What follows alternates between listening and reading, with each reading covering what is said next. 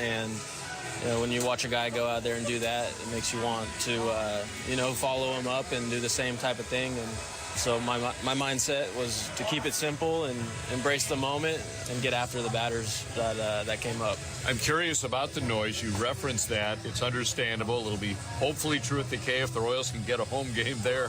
Hopefully that can happen. But here in Baltimore, it's very loud yesterday. Michael Massey was talking about the fact that at second base, he was having trouble hearing the pitch count. How about on the mound? Were you able to hear the communication device with everybody so loud here? I threw a couple. My first 2 pitches, it was a little bit tough to hear the pitch comm, so I had to step off and turn it up a notch. So that was the first time. I usually have it on like level 14 or something. Turned it up to 15 or 16 yesterday, especially when I got to 3-1 against Rutschman. That was when I could. The crowd was pretty loud, so I just kept thinking about yesterday what this is going to sound like in Kansas City, and that just makes you want to go out there and keep going and keep performing so that we give these fans a chance to cheer as loud as they are here in Baltimore, and if not louder, everyone knows how loud it can get there. And then after you, as we talked to Sam Long, who pitched the 7th yesterday, Chris Bubich comes on, then Ursig, a 4-out save. The emotion of that 9th inning and seeing that 27th out recorded. What was that like for you after you had already been in the game? Definitely a high stress. Last couple innings, there's not much room for error, it being such a close game last night. And Ursig did a great job coming in and pounding the zone and doing what he's been doing. That's all we can ask from anybody is just stay the course, keep doing the little things right, and those outcomes will hopefully keep happening. Is the postseason everything after just one game, everything you would have dreamed it would be? Yeah, absolutely, and more. And it's only going to get more exciting. So, yeah, just, again, embracing it, but staying focused on what we need to do to get the job done. Sam Long, great job yesterday. Good luck on your next outing. Who knows? Could be today. We'll find out. Yep. Thank you. Sam Long, our guest, part of the win yesterday, 1-0 over Baltimore. Game 2 today coming up on the Royals Baseball Network. It's the sound of where you've been and who you are. And SiriusXM has channels for every era of classic country. New Millennium hits are on Y2 Country, Channel 57. The 80s and 90s play all day, every day on Prime Country, Channel 58. And Willie's Roadhouse, Channel 61, is honky tonk heaven. Classic country curated by the legend Willie Nelson. Listen to all these and more across SiriusXM and the SiriusXM app. SiriusXM has everything a college football fan needs. He's in trouble, and down he goes. The ball comes out. All the big games are on the SiriusXM app. Down the sidelines, midfield. It's a race. Picking them up, putting them down. Plus, hear daily in-depth analysis on College Sports Radio, Channel 84. There's not a lot of holes or weaknesses on that football team, and they've got the goods where you want to have the goods for a championship caliber roster. Our experts get you ready for game day every day on SiriusXM and the SiriusXM app. While you're listening to odds and prop bets for this and every game on Sports Grid Radio. The under's minus 125. Heavy juice to the under. Every home run hit and every strikeout thrown can change the line. I can't for the life of me figure out how you can favor a team that never wins, ever. If you're looking for sports talk centered around the latest odds and prop bets for games, races, tournaments, or any sporting event, Sports Grid Radio, SiriusXM, Channel 159. This is John Paul Morosi. On the new SiriusXM original podcast, The Road to Cooperstown, I sit down with Hall of Famer Joe Mauer. Well, it's been a short period of time that I received. Looking back, you wish you maybe would have done things a little differently. The Road to Cooperstown airs Saturday at 9 a.m. Eastern on MLB Network Radio, SiriusXM 89, and the all-new SiriusXM app. New episodes drop every Tuesday wherever you get your podcasts.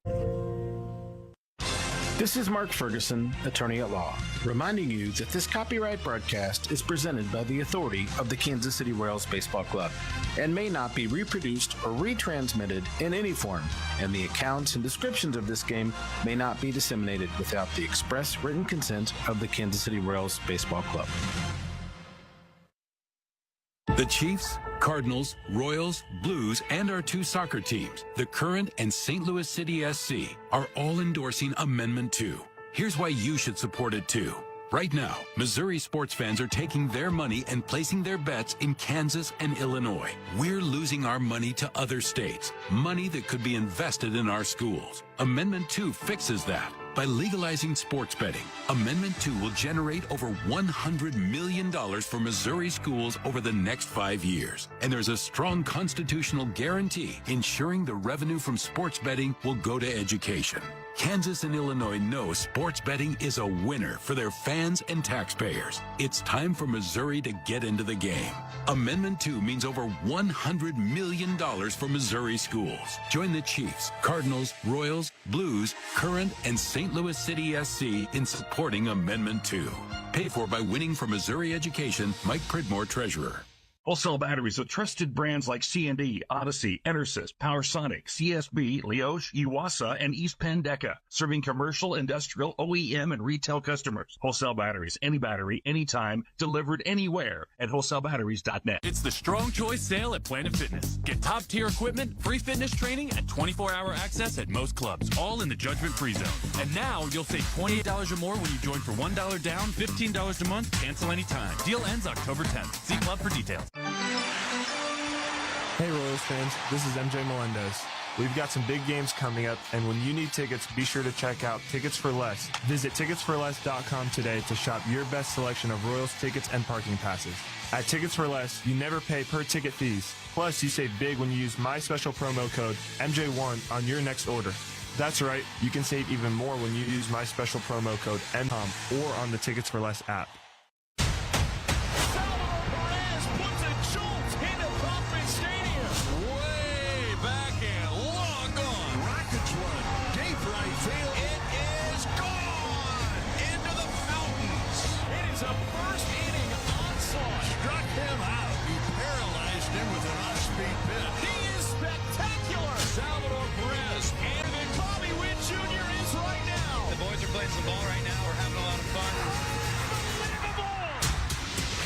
The Royals Radio Network is presented by Sweet Baby Ray's Barbecue Sauce, the official barbecue sauce of the Kansas City Royals. The sauce is the boss.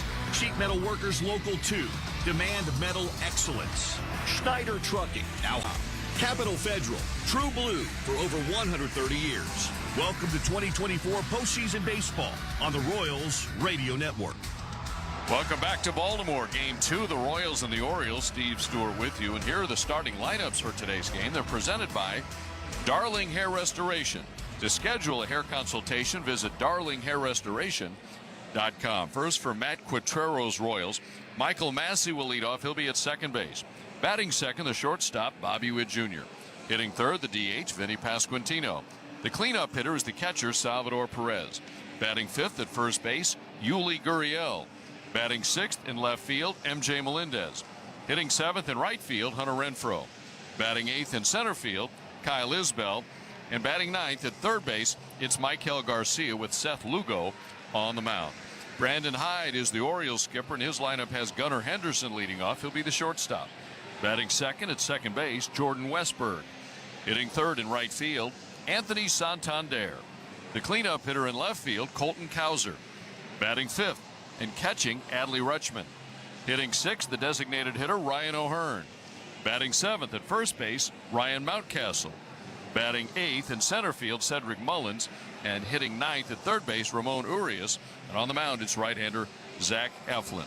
It's the Royals and the Orioles, Game 2, and Jake Eisenberg joins you in a moment.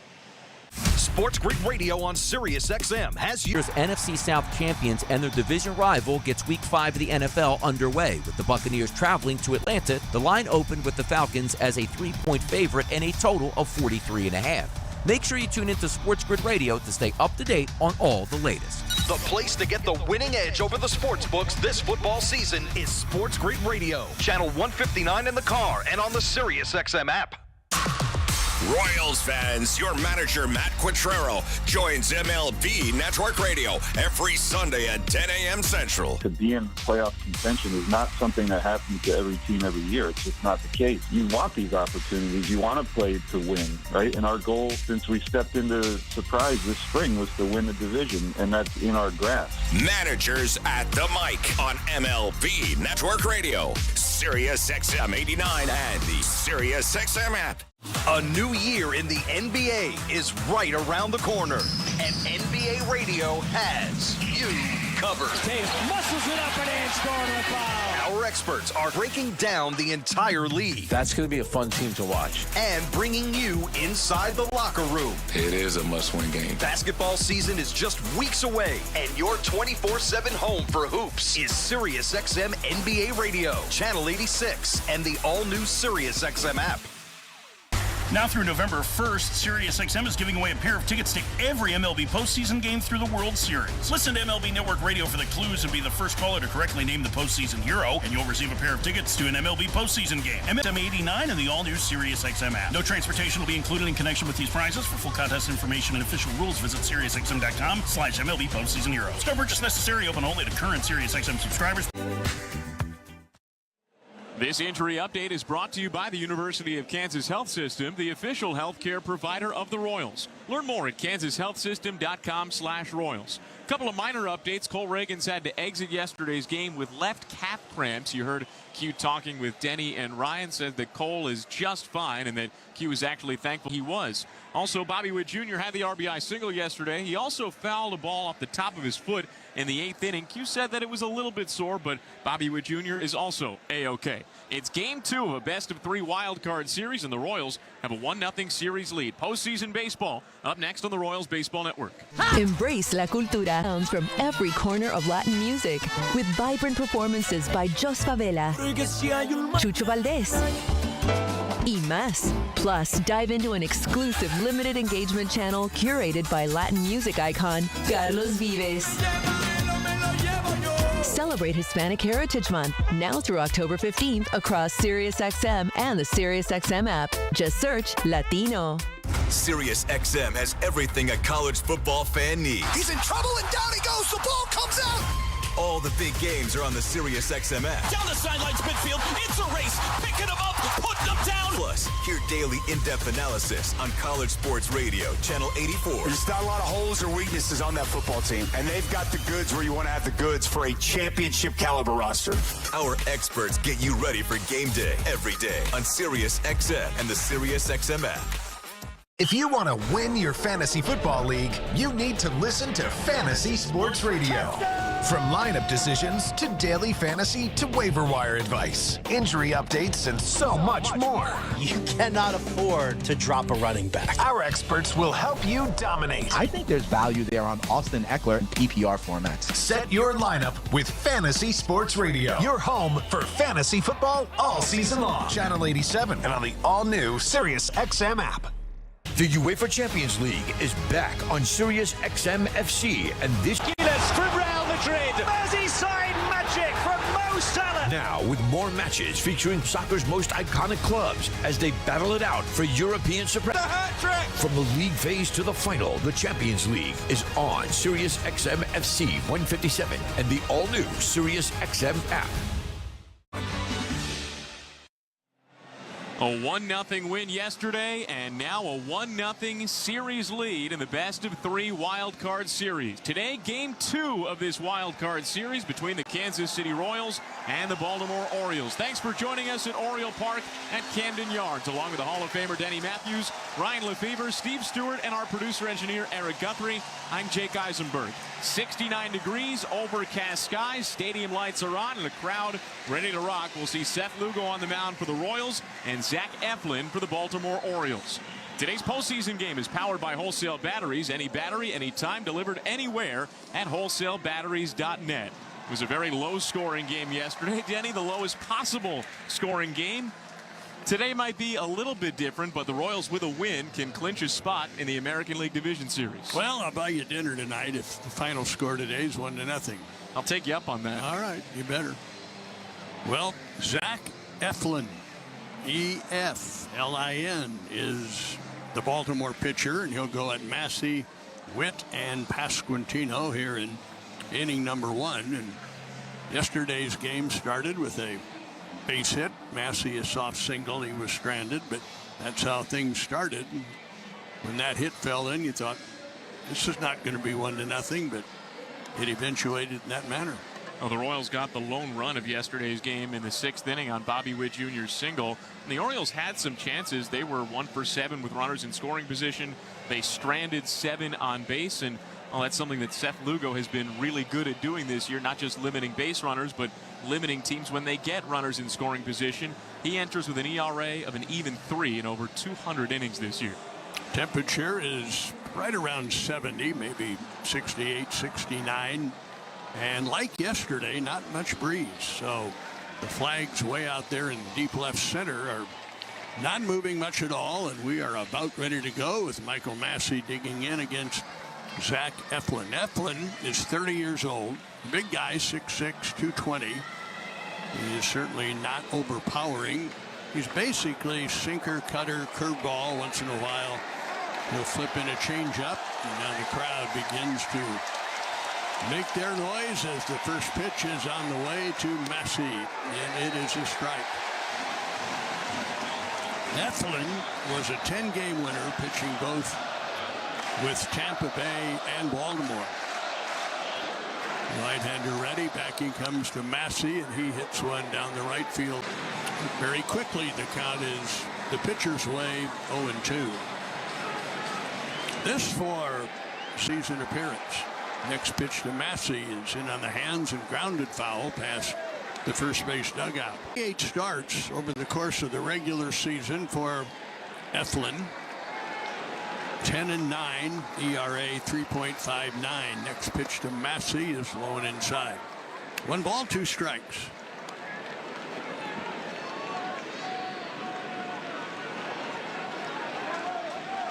The outfield straight up. Infield expecting Massey to pull it should he hit it on the ground. And a breaking ball barely missed away. Ben May is the home plate umpire. Yesterday it was Ryan Addington, and he had a fairly pitcher-friendly strike zone. Grounded sharply and fair past first base. And up the right field line it goes, and Massey is on his way to second base with a double. First baseman Mountcastle diving toward the foul line, but failed to come up with it or even deflect it. So a sharp double for Massey, and that's how today's game begins. Well, we've seen Ryan Mountcastle make some exceptional plays against the Royals, and it's felt like this year anything hit down that first base line, he has stopped in its tracks. It happened yesterday on the double play, but finally a Royals batter gets something by him. So now Bobby Witt Jr., 1 out of 4 yesterday, and that hit was the hit that produced the only tally of the entire day.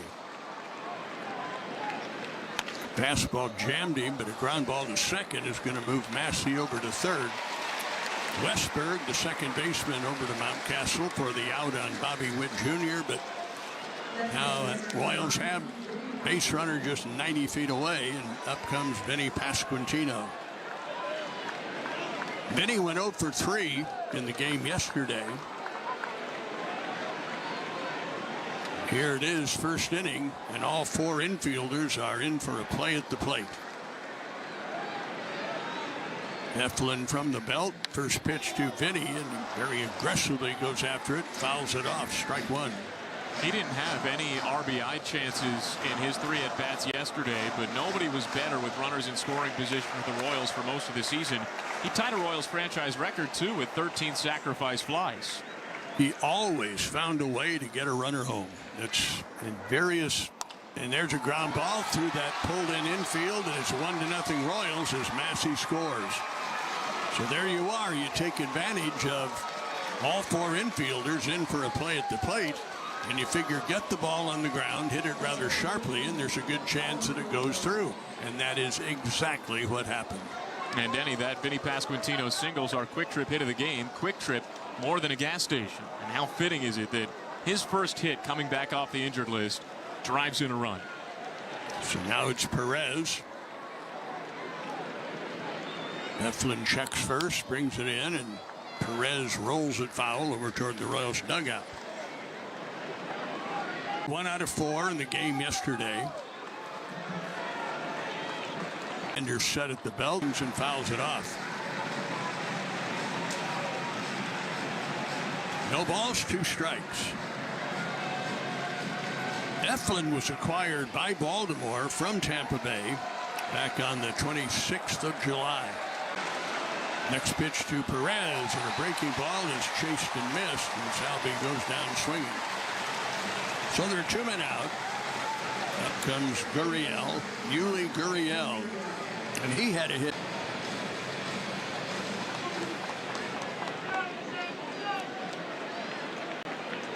Zach Eflin, the Baltimore pitcher, does have postseason experience. Pitch to Gurriel is a breaking ball that went outside. But Eflin, in 11 career postseason outings, and that includes just 1 start, is 0-1 with a high earned run average, 5.17. And he's already given up 1 run here in the first inning. Next pitch. This breaking ball finds the strike zone, and that evens the count at 1 ball, 1 strike. So a double by Massey, a single by Pasquantino. And the Royals have an early lead.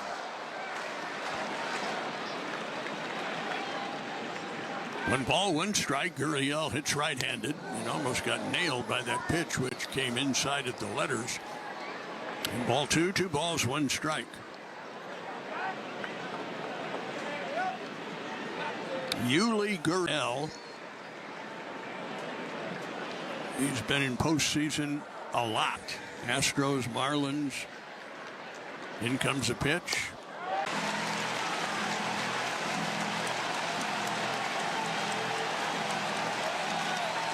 Now the crowd gets into it. They were pretty raucous yesterday, but at the end had to walk out, having seen their team shut out. Pitch is over but low. Full count of 3-2. Pasquantino at first will be moving with this 3-2 pitch.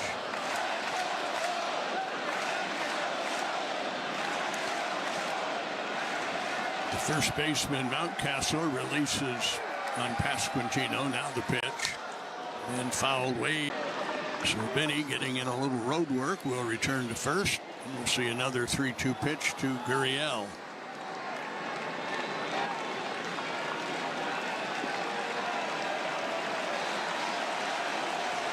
Again, the crowd getting into it. Count 3-2 and a runner going. In comes the pitch and a ground ball to the hole at short. They're going to go to first with the throw. And low but out at first. Really a nice pick by Mountcastle, the first baseman, on a backhand, as he had to reach toward right field for that 1-hop throw. But the Royals jump in front. 1 run, 2 hits, and 1 left. So after half an inning, Royals won. Baltimore coming up. Hit it out of the park this summer with McBee's Coffee and Car Wash, your local family-owned car wash and now a proud partner of your Kansas City Royals. At McBee's, save time and money by receiving the double play duo of a sparkling clean car and delicious coffee included in every membership. It's the ultimate wash experience. McBee's, open 7 days a week with locations across the KC metro area and many more new locations on the way. Get your shine on at McBee's Coffee and Car Wash. Wholesale Batteries, one of the largest stocking battery specialists in the Midwest region. Automotive, commercial, marine, RV, motorcycle, ATV, watercraft, lighting, telecommunications, and uninterruptible power supply. Wholesale Batteries, any battery, anytime, delivered anywhere at wholesalebatteries.net. Wholesale Batteries with trusted brands like C&D, Odyssey, Enersys, PowerSonic, CSB, Blioche, Uwasa, and East Penn Deca, serving commercial, industrial, OEM, and retail customers. Wholesale Batteries, any battery, anytime, delivered anywhere at wholesalebatteries.net. Paid for client portrayal and endorsement. The choice of a lawyer is an important decision and should not be based solely upon advertisements. Past results afford no guarantee of future results, and every case is different and must be judged on its own merits. I got hurt in a car wreck. Give me one good reason why I should call DM Law. How about 3 great reasons you should call us? 1, it's easy. You can hire us today on your phone. 2, it's fast. We can start helping you today. 3, the results. Just listen to this. After my wreck, DM Law got me $300,000. Call me. I've got this. 816-888-7. Seth Lugo to the mound, and he has 1 run. Orioles shortstop Gunnar Henderson, Santander. So Lugo makes his 4th career postseason appearance, but this will be his first start. What a year he has had, establishing career highs in starts, in innings, wins, strikeouts. So Gunnar Henderson, 0 for 3 with a walk. Left-handed hitting shortstop. And Lugo goes to work on Gunnar Henderson, who swings at the first pitch and lifts one out into left center field. Over comes Kyle Isbell to make the play, so 1 pitch, 1 out. Seth Lugo will take that all afternoon. All season long, he's operated with the idea that he is always 1 pitch away from getting an out. And seeing Henderson swing at the first pitch, no surprise. Apparently, Baltimore's game plans, that's plural, they were so aggressive yesterday, especially in the first 4 or 5 innings against Reagan's. First pitch misses to Jordan Westberg, 1 out of 4 yesterday, right-handed batter. Lugo, as you know, very quick worker, and his fastball is in the zone. And 1-1 on Baltimore's second baseman.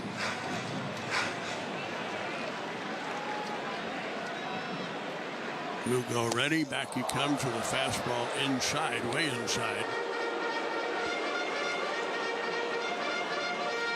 Lugo made 33 starts this season. And he was among the major league leaders in several pitching categories. Breaking ball just off the outside corner, and the count is 3-1 on Westberg. 16 wins, a career best for Seth Lugo. 206 innings pitched. Swing and a miss with a fastball up. And Westberg took a rather healthy cut at that pitch, but came up empty. And a full count of 3-2. 206 2/3 if you really want to get technical. And now this pitch comes inside, but the Royals think that he made contact with the bat, and Lugo races off the mound, picks it up, the ball out in front of home plate, and tags him. Now, if you try to bunt or you take a swing at a pitch that hits you, then you don't go to first base. We'll get a better look at it. And that might have gotten the hand and the knob of the bat. Yeah. One reason why Orioles fans might be so mad, Jordan Westberg was hit on the hand by a pitch back at the end of July that actually fractured his right hand. This time he's shaking out his left hand and having it looked at by the trainer, but that's kind of a nightmare come around again for Westberg. But that's alert defense from Seth Lugo to realize that it might have gotten off. Pitcher catcher have the best view and the best sound, because when a ball hits a player, it's going to be a different sound than if the ball hits the bat. Let's be honest about that. And those two players, pitcher catcher, are the first to realize that, and they reacted very well. But the umpires rule that he's hit by a pitch, and the Birds have a runner at first with 1 out for Santander. Anthony 0 for 4 in the game yesterday. Infield now playing for a double play. Left-handed batter, good swing, fouled off. Boy, Santander was trying to make it 2-1 with that swing. Good swing, but he fouled it off. Anthony with 44 home runs regular season and drove in 102. No time called at home plate. And of those 44 home runs, Denny, 32 of them came as a left-handed hitter. He's up there left-handed. Runner at first, 1-0 Royals in the first. Royals with a win today, as I'm sure you probably know, advance on in the tournament. In comes the pitch. Barely missed. 1 ball, 1 strike. Colton Cowser will be next. Lugo's next one is low and inside. The Oriole lineup has a lot of the same people that were in the lineup yesterday, except they are different because yesterday Reagan's, the lefty, was pitching. Today it's the right-hander Lugo. 2-1 pitch and a strike is above the belt. Santander thought about swinging, did not. Plate umpire Ben May said strike 2. 2 balls, 2 strikes. Westberg with a safe lead at first. Swing and a miss. And Lugo stayed up in the zone and gets the strikeout. That's a big second out in this inning. And with that strikeout by Seth and every Royals strikeout this season, Sun Life Financial and the Royals Foundation will donate to the Boys and Girls Clubs of Greater Kansas City. So now the left fielder, Colton Cowser, comes to the plate. Cowser 1 for 4 in the game yesterday.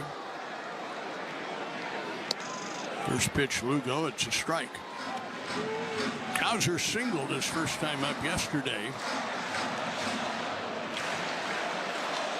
He hit in the 6th spot of the batting order yesterday, and today he's in the cleanup spot. Swings, fouls it off. So very quickly, Lugo has the edge in the count. The ball's 2 strikes.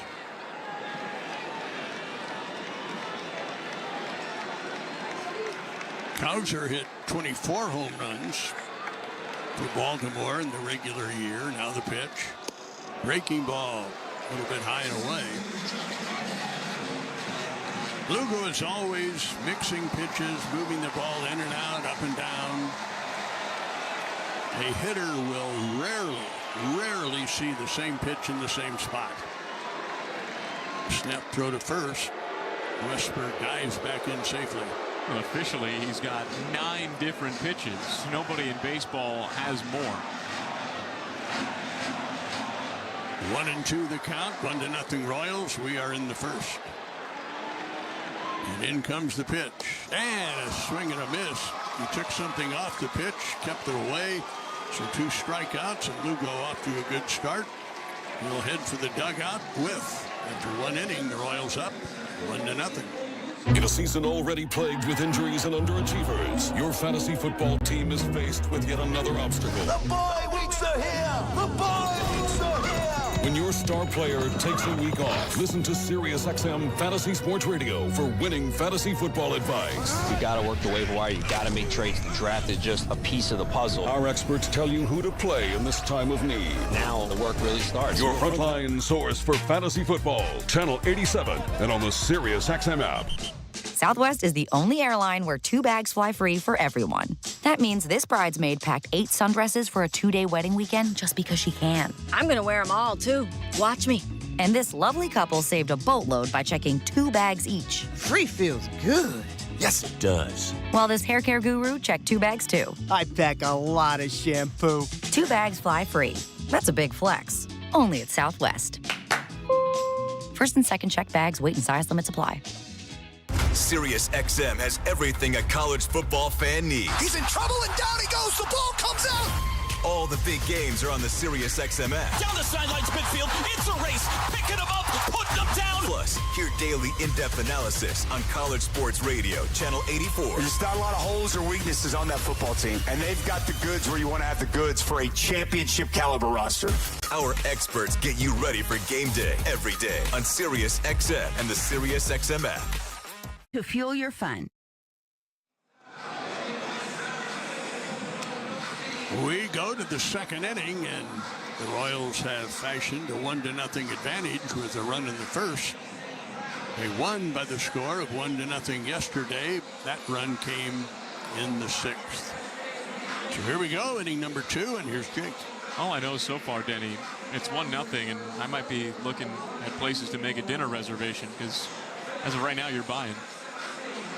You have no chance cashing that one in. And you know it. For the Royals' scoring sake, I hope not. MJ Melendez leads off the top of the second. Left-handed hitter against the righty Zach Eflin. Infield shifted to the right side against him. Urias is way off the line at third. The pitch. And it's a cutter over the high outside corner, called strike one. Hunter Renfroe's on deck, then Kyle Isbell. That's 6, 7, and 8 in Matt Quatrero's lineup. Well, Renfroe's the lone change from yesterday's lineup. Here's the pitch. Breaking ball outside. And the count's 1-1. Now, Tommy Pham was the Royals right fielder and number 7 hitter yesterday. Today it's Renfroe. He's got good career numbers against Eflin. The pitch. Melendez foul tips it off Adley Rutschman's catcher's mask, and the count's now 1-2. Now, Melendez was 0 for 3 yesterday, but that included a pretty sharp line out into foul territory. Ryan Mountcastle made the snare and then tapped his glove on first base for an unfortunate double play. Here's the 1-2 pitch. Fastball up and away, and the count's now 2-2 on MJ Melendez. Urias has since backed up at his spot, playing more of a normal shortstop right now. Here's the pitch.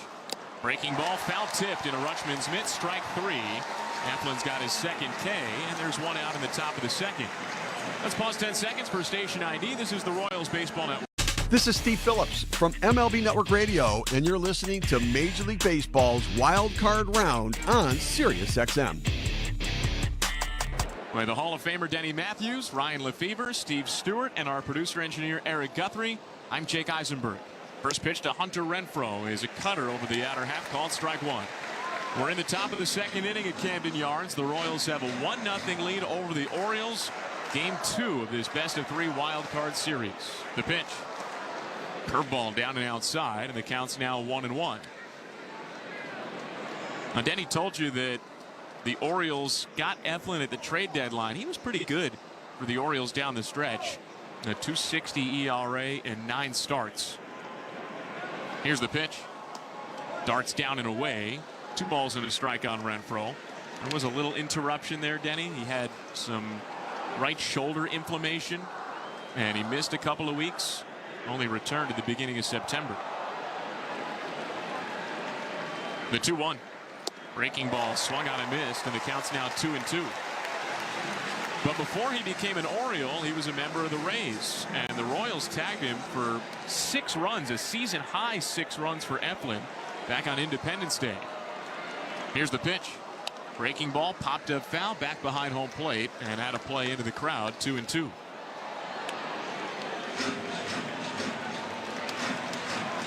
And that might have been back in July, but it's something that the Royals no doubt remember. It's something that no doubt Zach Eflin remembers too. Here's the pitch. Curveball nubbed up the first base line, spinning foul toward the painted postseason logo in foul territory. Still 2 balls and 2 strikes on Hunter Renfroe. He is a couple of doubles and a home run, and that's no doubt something that Renfroe knows, and Eflin does too. Still 2 balls, 2 strikes. Base is empty, 1 out, top of the outside with a cutter, and the count's full, 3-2. Now, Renfroe had a slow end to the regular season, but it did come with a bang or 2 down the stretch. He homered in 2. Full count now on Hunter Renfroe. Eflin's payoff pitch. Curveball outside, ball 4. And Hunter Renfroe draws a rare walk from Zach Eflin. He only walked 24 batters all season. That was tied for second best in baseball. Now that said, Eflin's final regular season start, he issued a career high 5 walks against the Yankees. Still, this is a pitcher that is known for throwing strikes. First pitch to Kyle Isbell. Curveball down and away, and the count is 1 ball and no strikes now on Isbell. 1-0 Royals, top of the second. Runner on first with 1 out. Urias is in on the grass at third. Middle infielders are back and shaded to the right side. Mountcastle holds Renfroe on at first. Eflin delivers.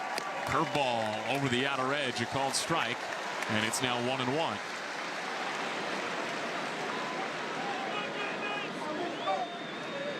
So back-to-back games in this series, the Royals see some pretty dominant strike throwers in Corbin Burns and Zach Eflin.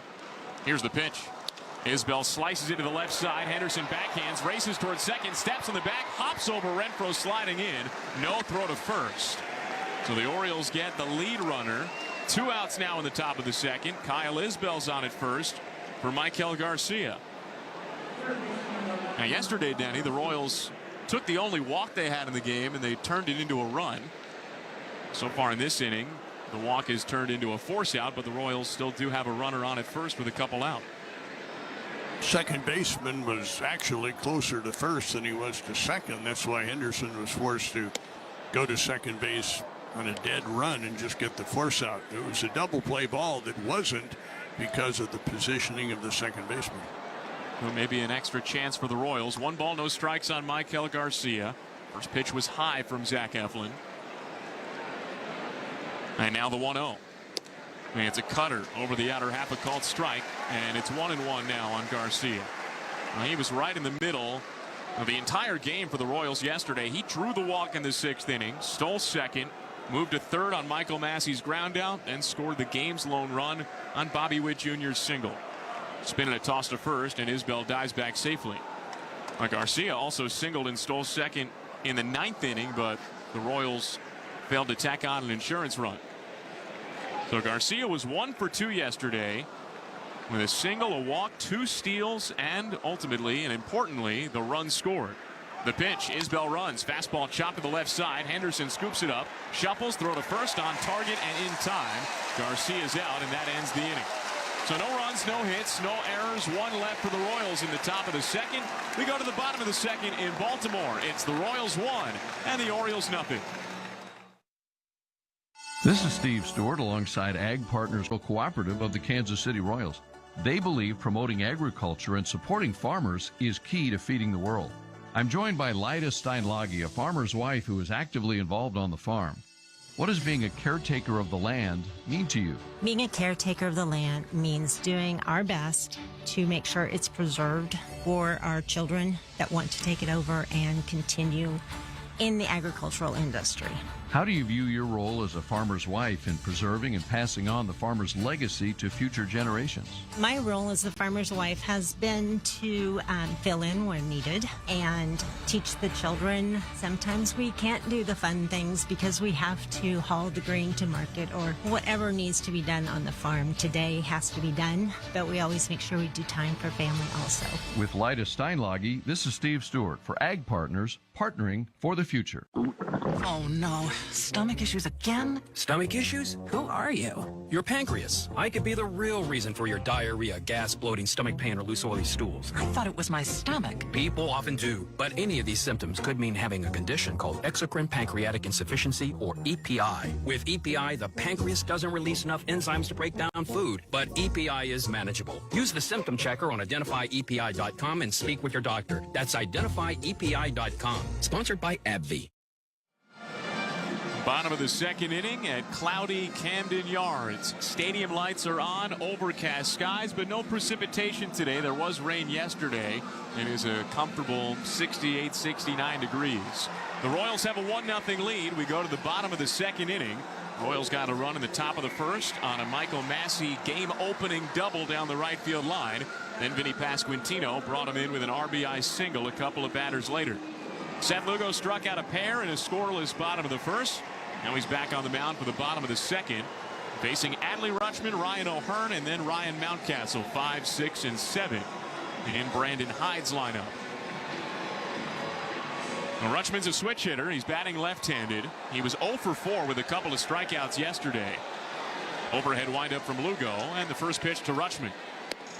And it's a fastball just a little bit high and outside. 1 ball, no strikes. One of those 2 strikeouts that Rutschman had yesterday was a looking strikeout in the bottom of the 9th inning. That was a crucial K for Lucas Erceg, who got the save yesterday.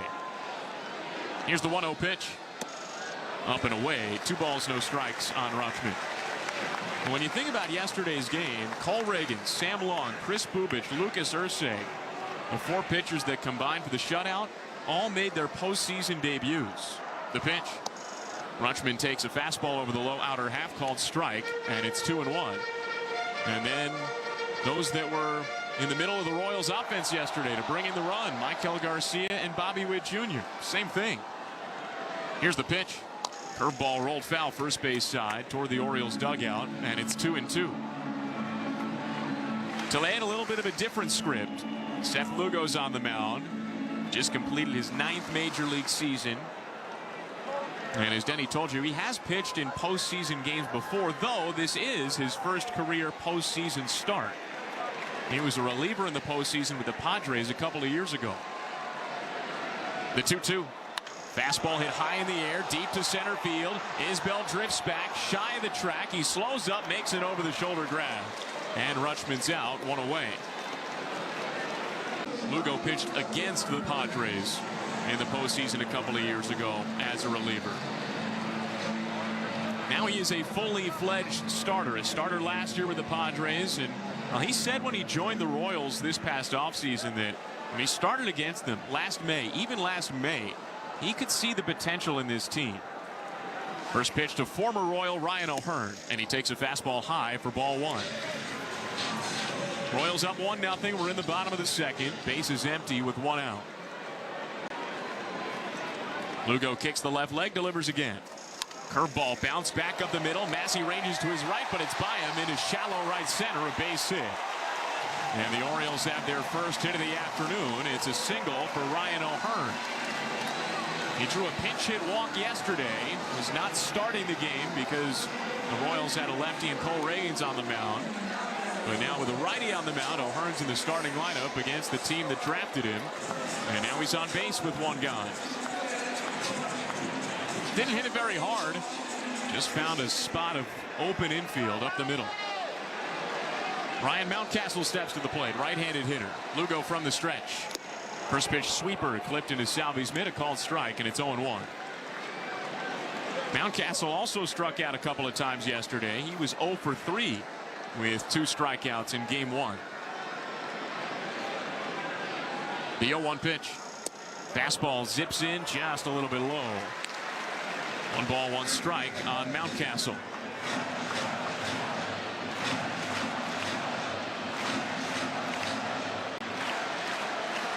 Lugo peers over his left shoulder toward first and delivers. Sinker line softly down the right field line. Renfroe sprints over. It's a foul ball off the sidewall. And now it's 1-2 on Mountcastle. Now, Denny told you Lugo's first season with the Royals was nothing shy of outstanding. An ERA of an even 3. And had he made a quote-unquote normal start this past Saturday, it might have been a little bit lower than that. Lugo only threw 2 innings on Saturday in a tune-up for this start today, since the Royals clinched last Friday in Atlanta. 1 ball, 2 strikes on Mountcastle. Here's the pitch. Low and outside, and it's 2-2. Now, Lugo, Denny, said something pretty interesting yesterday. The Royals were watching the Orioles play the Twins this past weekend to find out whether or not they would clinch a playoff spot, and Lugo mentioned that he was able to get a sense of the Orioles' swings by watching the back part of that game. The 2-2. Hit on the ground foul, third base side, still 2-2. And Lugo started against the Orioles all the way back in April, but he got a little bit of an updated scouting report while the Royals were waiting for a clinch. That would really be helpful if the pitcher that he was watching was right-handed and maybe similar to the style of Seth Lugo. Another 2-2.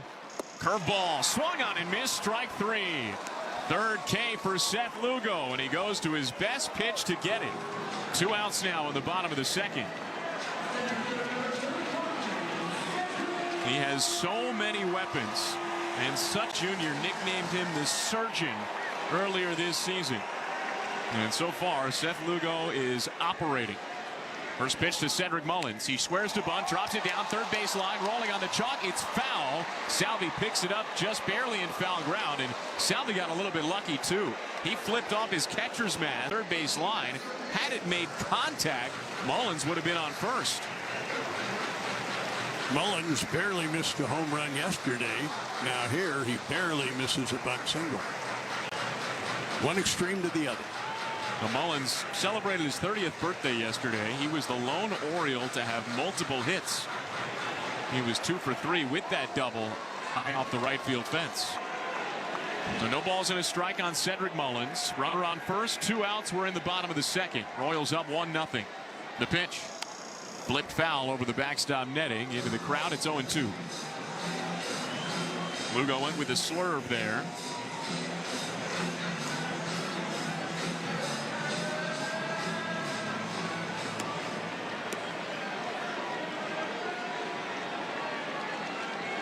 Brian O'Hearn takes his lead at first.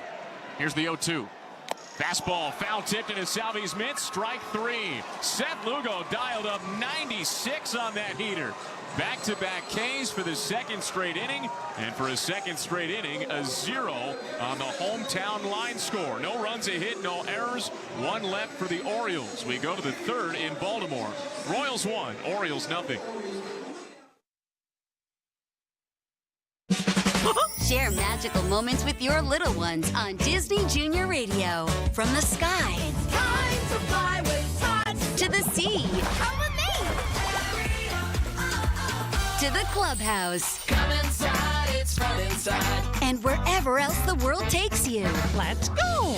Disney Junior Radio, a new Sirius XM channel. Hot dog. The magic begins exclusively in the Sirius XM app. Search Disney.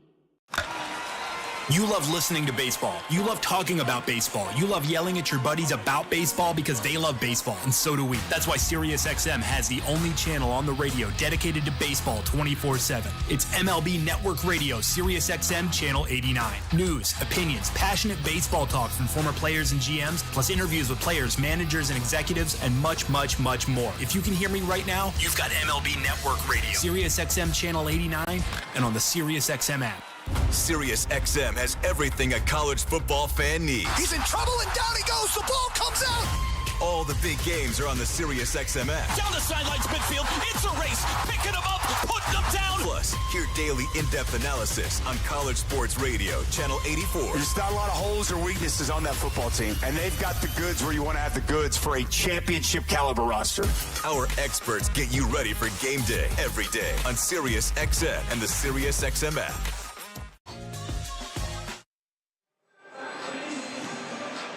Your Kansas City Royals are in the postseason. Gear up and grab Royals postseason merch at the Royals team store, located near Gate C outside Kauffman Stadium. Visit Royals.com/team store for hours and info. We're off to the third inning at Camden Yards, and the Royals have a 1-0 lead over the Orioles. Game 2 of this wild card series, best of 3, and the Royals won yesterday 1-0. So a Royals win equals a series sweep and a date with the New York Yankees in the ALDS beginning Saturday. Michael Massey leads off the top of the third. Right-hander Zach Eflin kicks and delivers. First pitch cutter over the low inside corner, called strike 1. Massey doubled down the first base line to begin the game and ultimately. Here's the pitch. Cutter fouled straight back, and the count's now 0-2. Against Zach Eflin in July, Michael Massey hit a home run off him. Here's the 0-2. Breaking ball fouled straight back. Still no balls and 2 strikes on Michael Massey. Back in the leadoff spot today, just like he was yesterday. It's the first time that he'd been in the leadoff spot in just about a month. Here's the 0-2. Now Massey, throughout his career, but especially over the last season and a half now, has always had a very high contact rate. He doesn't strike out much. He walks even less. He puts the ball in play. Here's the 1-2. Inside, 2 balls and 2 strikes. And Massey said that the key to being a leadoff hitter on this team, especially right now, just get on base. Get on base in front of Bobby Witt Jr. and Vinny and Salvi. Here's the 2-2. Breaking ball chopped to the right side toward the hole. Westberg scoops up a short hop, flicks over to first in time for the out. And Massey's retired, 1 away. Nice play by Jordan Westberg, ranging to his left. So ultimately, Massey doesn't reach base this time. And so Bobby Witt Jr. steps to the plate with the bases empty. And 1 out in the top of the third. Royals up 1-0.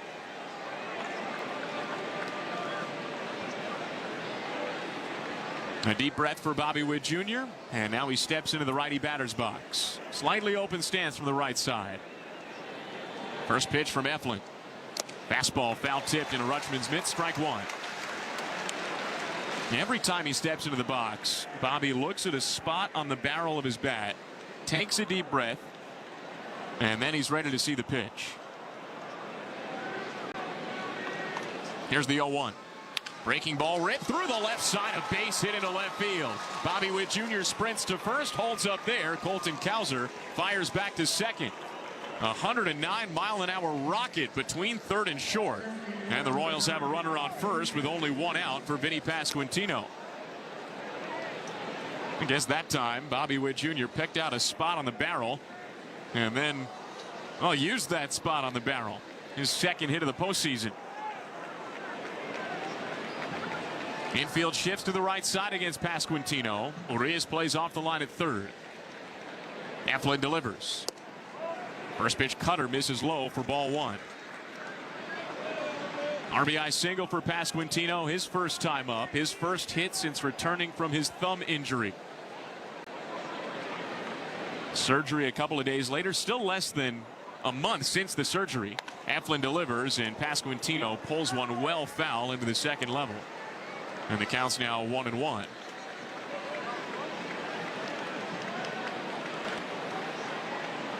.97 RBIs in the regular season for Vinny Pasquantino. At the time he got hurt, that was fourth most in Major League Baseball. Eflin delivers. Breaking ball popped up foul, third base side, tailing out of play into the crowd. And it's 1-2.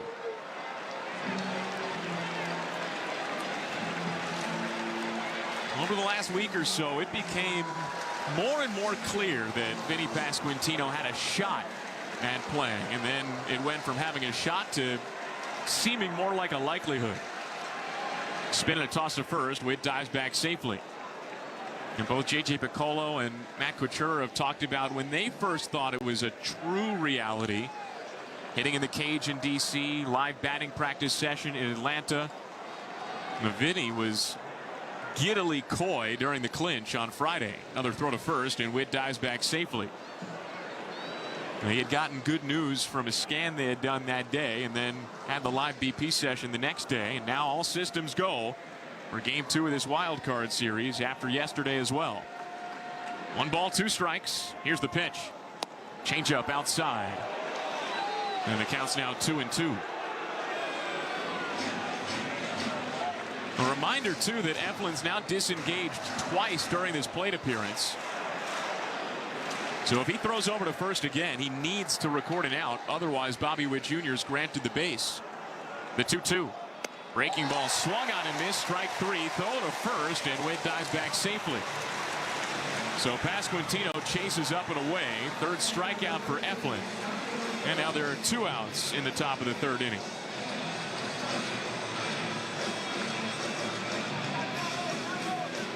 Brings up Salvador Perez. 1-0 Royals in the top of the third. Infield shaded to the left side now against Salvi. Here's the pitch. Fastball lifted, shallow left center field. Cowser sprints in. It drops a base hit. Witt's around second. He sprints to third and gets there with a slide safely. Throw comes into second. Second hit of the inning for the Royals, and now there are runners on the corners with 2 outs for Yuli Gurriel. Eflin went with a cutter that stayed over the inner part of the plate. Sounded, Danny, like Salvi might have broken his bat on that swing, but it worked out all the same. Yeah, I can recognize a broken bat. You didn't see it break. You can just hear it break. Oh, yeah. Orioles pitching coach Drew French is out of the first base dugout to talk to Eflin and Adley Rutschman before Yuli Gurriel comes to the plate. And it was interesting listening to your conversation, and Ryan as well, with Q earlier today, talking about the importance of that mound visit that Salvador Perez had yesterday, going out and talking to Lucas Erceg, and pearls of wisdom for Eflin. Well, Perez just has that sixth sense, and it's something that I don't think you can coach that, or you're either born with it or not. part of the baseball IQ that he has, and I don't think they even have to make any motion from the dugout to Salvi go on out there and talk. He's on his way before anybody can make a motion. French is back in his dugout. First pitch to Gurriel. And it's a fastball over the outer edge, a called strike, and it's 0-1. You got two guys who can really process the game of baseball, and they're both on the bases right now. Bobby Witt Jr. at third, Salvador Perez. Eflin steps off the back of the rubber. Royals up 1-0, top of the third. Gurriel's 0 for 1 with a ground out to shortstop. He did have a hit yesterday, a single to center. Eflin delivers. Sweeper down and away. And the count evens a ball and a strike on Yuli Gurriel. And Denny told you about all of Gurriel's postseason experience. This is now his 88th career postseason game. And he's played in the postseason now 8 consecutive. The 1-1. Fastball lifted, right center field. Match in front of Anthony Santander. That ends the top of the third. No runs. We go to the bottom of the third at Camden Yards. Royals 1, Orioles 0. While a lot's changed since the Royals' first championship in '85, one thing has not. Head groundskeeper Trevor Vance, who's been with the club ever since. I got spoiled my first year with the Royals when they won it all. While every season has ups and downs, we've always had a heritage of championship-level turf at the K. John Deere is a huge part of maintaining one of the best fields in baseball. My crew works long hours, but they'd work a lot more if it wasn't for John Deere. To start your own heritage of championship-level turf, check out Heritage Tractor's selection of John Deere equipment at heritagetractor.com. With the incredibly spacious 3-row Chevy Traverse, you can change. Let's just meet at the concert. Into. Why don't I pick all you guys up on the way? The advanced safety-engineered Chevy Blazer EV lets you turn. Hey, you.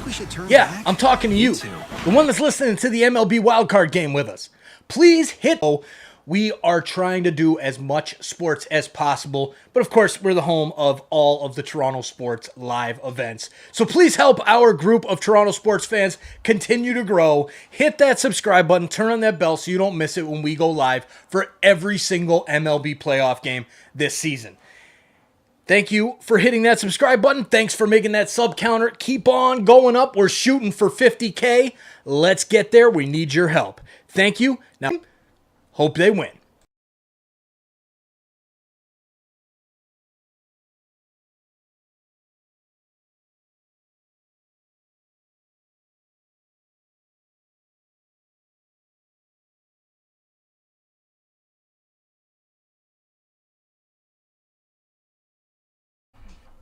Cheers, Insiders. Thanks for hanging out with us today for this Number 9 hitter. Then it's back to the top of the lineup. In Gunnar Henderson and Jordan Westberg for the Orioles. Seth Lugo's back on the mound. He's thrown 32 pitches, 20 of them for strikes. And he's struck out 4 of the 8 batters he's faced so far. He has used just about every one of his pitches. Officially, 8 of the 9. Overhead windup, first pitch to Ramon Urias. And it's a slider down and away, 1 ball, no strikes.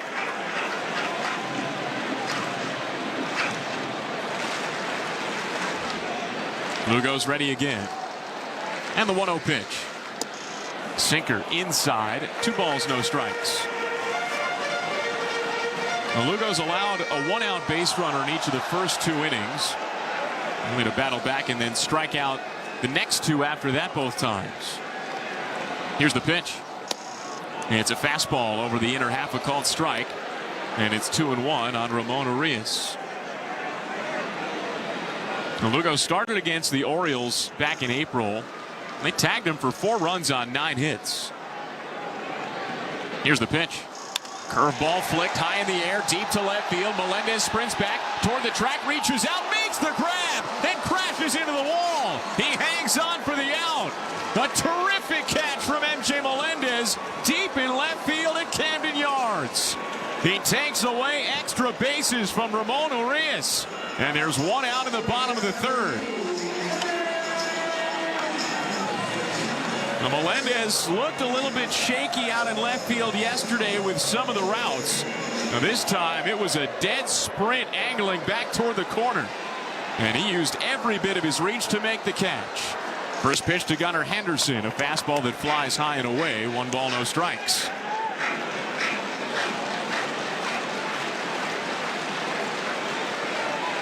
Infield shifted to the right side against Henderson. Lugo delivers. Curveball laced down the right field line. It's now 1-1.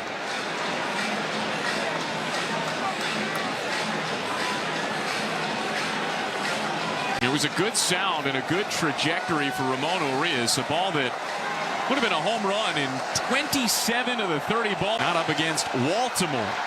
The pitch. And it's a sinker over the outer edge. A called strike. 1-2 on Gunnar Henderson. That's the second time in as many days that the Orioles have hit one out into that area that would have been a home run in most other places. Here's the 1-2. Curveball just low and outside. Oh, where did that miss? Looked like a perfect pitch on the corner. Instead, it's outside 2-2. Lugo fires again.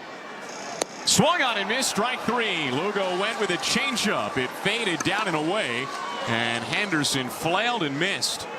5 strikeouts for Seth Lugo, and there are 2 outs now in the bottom of the 3rd.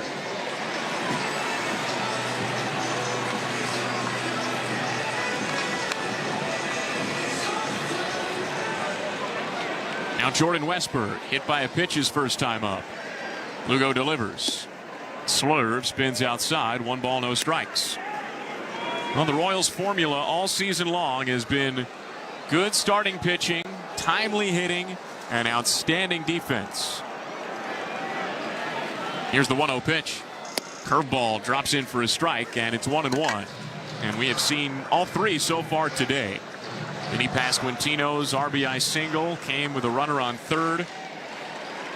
And 1 out. The 1-1. It's low. 2-1. Lugo's now thrown 2 2/3 scoreless and has struck out half the batters he's faced.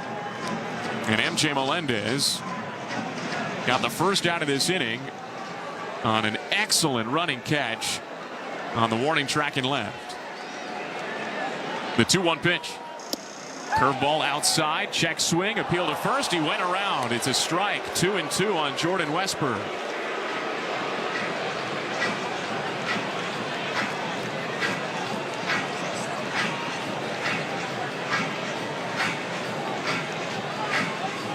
Lugo works the ball in his palms.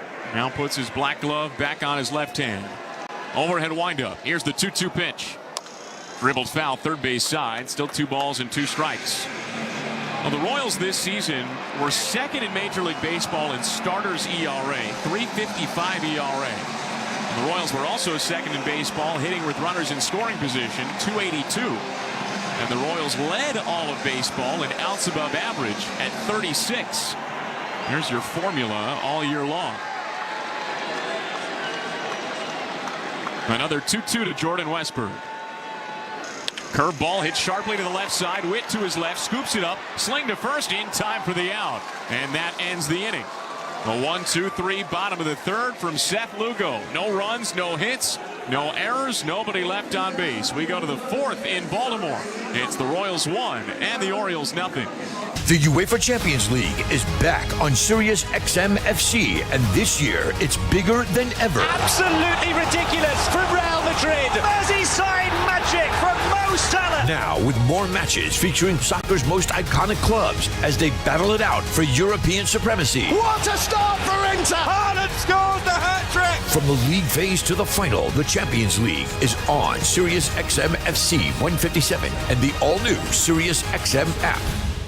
Is painting on your to-do list this summer? Call the professionals at CertaPro for a first-class painting experience for your home or your business. CertaPro painters are locally owned and operated, bringing personalized service to customers in every region. That's because CertaPro focuses on what matters most, you and your happiness. From transparent estimates to the final walkthrough, CertaPro has your back every step of the way. Choose happy. Choose CertaPro. Visit CertaPro.com. That's CERTA Pro.com. Each local CertaPro painters is independently owned and operated. Sirius XM has everything a college football fan needs. He's in trouble and down he goes. The ball comes out. All the big games are on the SiriusXM app. Down the sidelines, midfield. It's a race. Picking them up, putting them down. Plus, hear daily in-depth analysis on College Sports Radio, Channel 84. There's not a lot of holes or weaknesses on that football team, and they've got the goods where you want to have the goods for a championship caliber roster. Our experts get you ready for game day every day on SiriusXM and the SiriusXM app. .com. The only thing better than a postseason game is a postseason game at the K. Learn how you can secure tickets for potential postseason home games, including groups and suites. Plus, stay up to date on the latest information by visiting Royals.com/postseason. Royals 1, Orioles 0. Off to the top of the fourth inning at Camden Yards. And how often is it, Denny, that the guy who makes a great defensive play in one half inning leads off the next? Never fails. MJ Melendez 100%. leads off this inning. And how often is it that that hitter then does something important at the plate in that at bat? Never fails. Here's to hoping it holds true. Melendez is 0 for 1 with a strikeout today. First pitch. Breaking ball popped up, shallow center field. Henderson backpedals onto the grass. Mullins sprints in. He calls forward and makes the catch. And it's 1 pitch, 1 out. First time it's ever failed. Oh, well. We tried to speak it into existence. Yeah, well, that's all you can do. So 1 out in the top of the fourth. Hunter Renfroe comes to the plate. He drew a walk, an 8-pitch walk, his first time up. Royals have a 1-0 lead in the top of the fourth. Here's the pitch. It's a sinker, knee-high called strike, and it's 0-1. And that sinker comes in at 92 miles an hour for Zach Eflin. The cutter is around the same. High 80s, low 90s. Eflin's not an overpowering pitcher. He delivers. Sinker outside, 1 ball, 1 strike. He relies on his command and getting weak contact. Now the 1-1. Curveball down and away. 2 balls and a strike.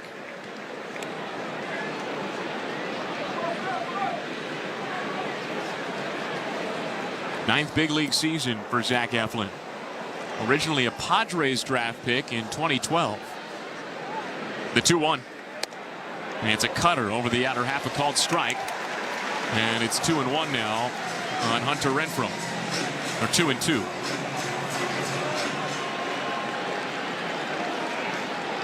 Eflin delivers. Breaking ball hooked down the left field line. It curls foul over the side netting and into the orange and black clad patrons. 2 balls, 2 strikes on Renfroe.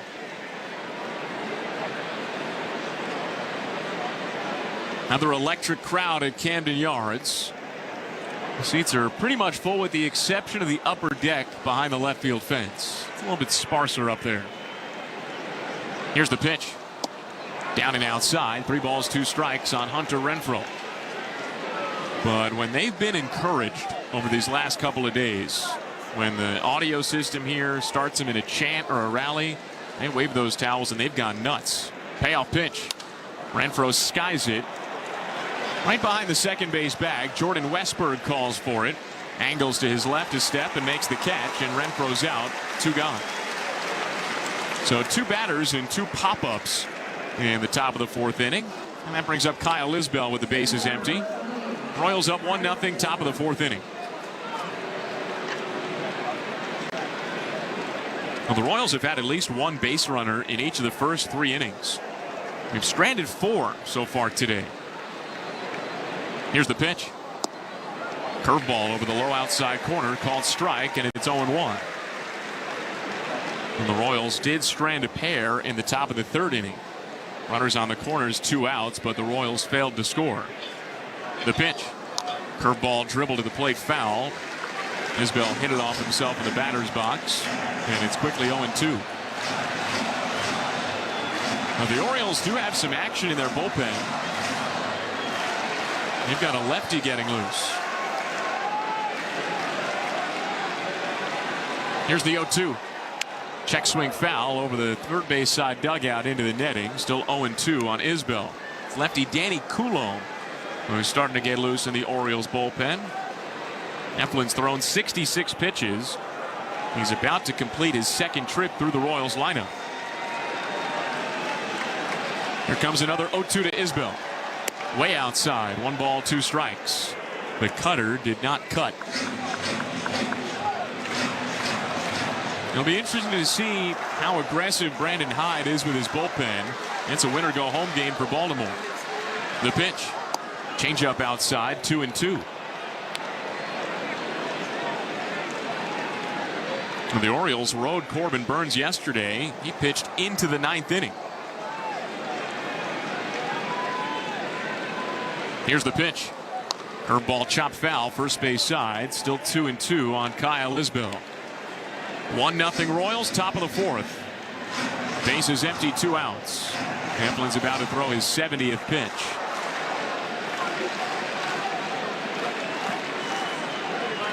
Here it comes. Chopped foul into the Orioles dugout, first base side. Still 2-2 on Kyle Isbell. He's now seen 7 pitches in this plate appearance. He's fouled off 4 of the last 6. He fell behind 0-2, but he's been grinding out this at bat ever since. Still 2-2 on Isbell. Heflin delivers. Isbell trickles it foul behind home plate. Still 2-2. A 3rd straight foul ball. And so Izzy is just whittling away and whittling away. Heflin fires again. Inside hit Isbell on his right leg. He got hit by a sinker. And after all those foul balls, all those pitches he barely hit, now it's Heflin who hits Isbell. And he takes his base with 2 outs. So the door has cracked slightly ajar in this inning for the Royals. Pitching coach comes out of the dugout on the first base side once again. And this, Denny, might just be to give Zach Heflin a little bit of a breather. That was a 9-pitch at bat between Heflin and Isbell.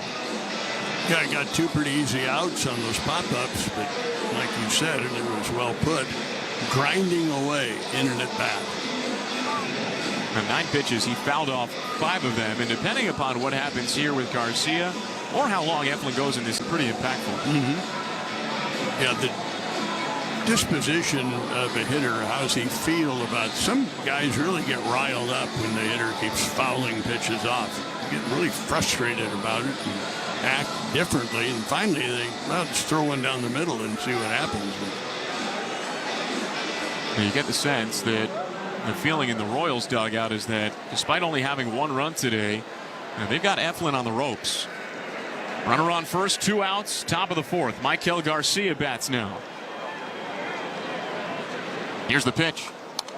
Popped up foul, first base side out of play, spinning into the stands, and it's 0-1. Garcia grounded out to shortstop to end the top of the 2nd inning. He's 0-1.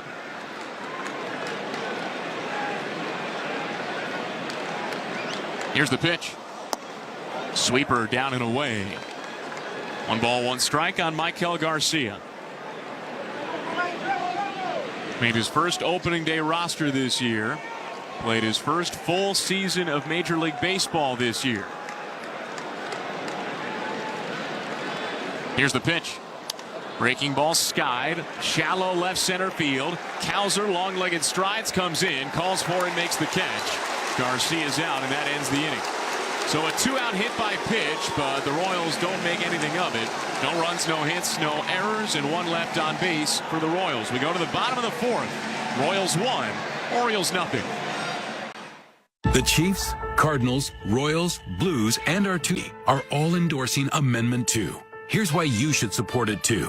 Right now, Missouri sports fans are taking their money and placing their bets in Kansas and Illinois. We're losing our money to other states, money that could be invested in our schools. Amendment 2 fixes that. By legalizing sports betting, Amendment 2 will generate over $100 million for Missouri schools over the next 5 years. And there's a strong constitutional guarantee ensuring the revenue from sports betting will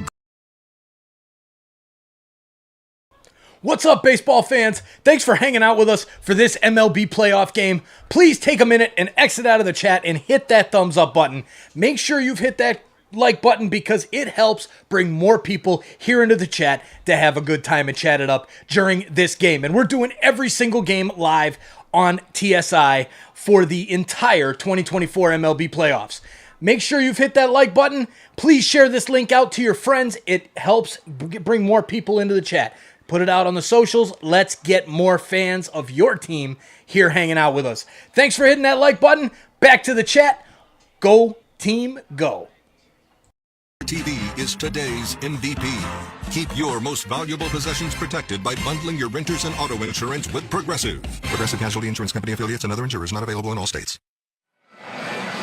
Today's postseason game is powered by Wholesale Batteries. Any battery, anytime, delivered anywhere at wholesalebatteries.net. 1-0 Royals, bottom of the fourth inning. Ryan, Seth Lugo's back on the mound. He seemed in control. Only 47 pitches so far. He's gotten some big swings by the Orioles, and I think when you approach Seth Lugo with big swings, you're playing right into his strengths. And we were talking yesterday about how Baltimore was second in the league in runs scored in the American League. They were second in the league in home runs, 10th last year. So they really rely on hitting a home run. So if you can keep them in the ballpark, they don't have much of a plan B or C. Lugo allowed 16 home runs in the regular season. First pitch to Anthony Santander. And it's a cutter a little bit high. 1 ball, no strikes. Now, and that first pitch kind of illustrates the way Seth Lugo's brain works in preparing for a game. Here comes the 1-0. Curveball down and in. Santander tried to check his swing. He couldn't. He went around on a pitch in the dirt. That's a strike 1-1. No doubt Lugo watched Cole Reagans yesterday and saw Reagans strike out Santander on an elevated cutter. And so what is he throwing first pitch, second time around? An elevated cutter. A different angle arm-wise, but doesn't matter. Lugo delivers and Santander fouls it straight back 1-2. And that pitch was up and slightly out of the strike zone. And when they beat him back in April, Jake, they hit 2 home runs, and it was the first 2 home runs that Lugo had allowed all year. Here's the 1-2 pitch. Curveball down and away. 2-2. So elevated cutter, curveball in the dirt, elevated fastball, curveball in the dirt. Now 2-2 on Santander. Now the 2 home runs that he allowed in April were to Colton Cowser and Jordan Westburg, back-to-back home runs. Overhead windup, another 2 with a changeup, and the count's full 3-2.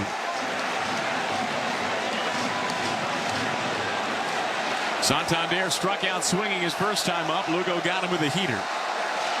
The payoff pitch. Flick down the right field line, a fair ball. Hunter Renfroe cuts it off in front of the track, fires to second. That holds Santander to his single.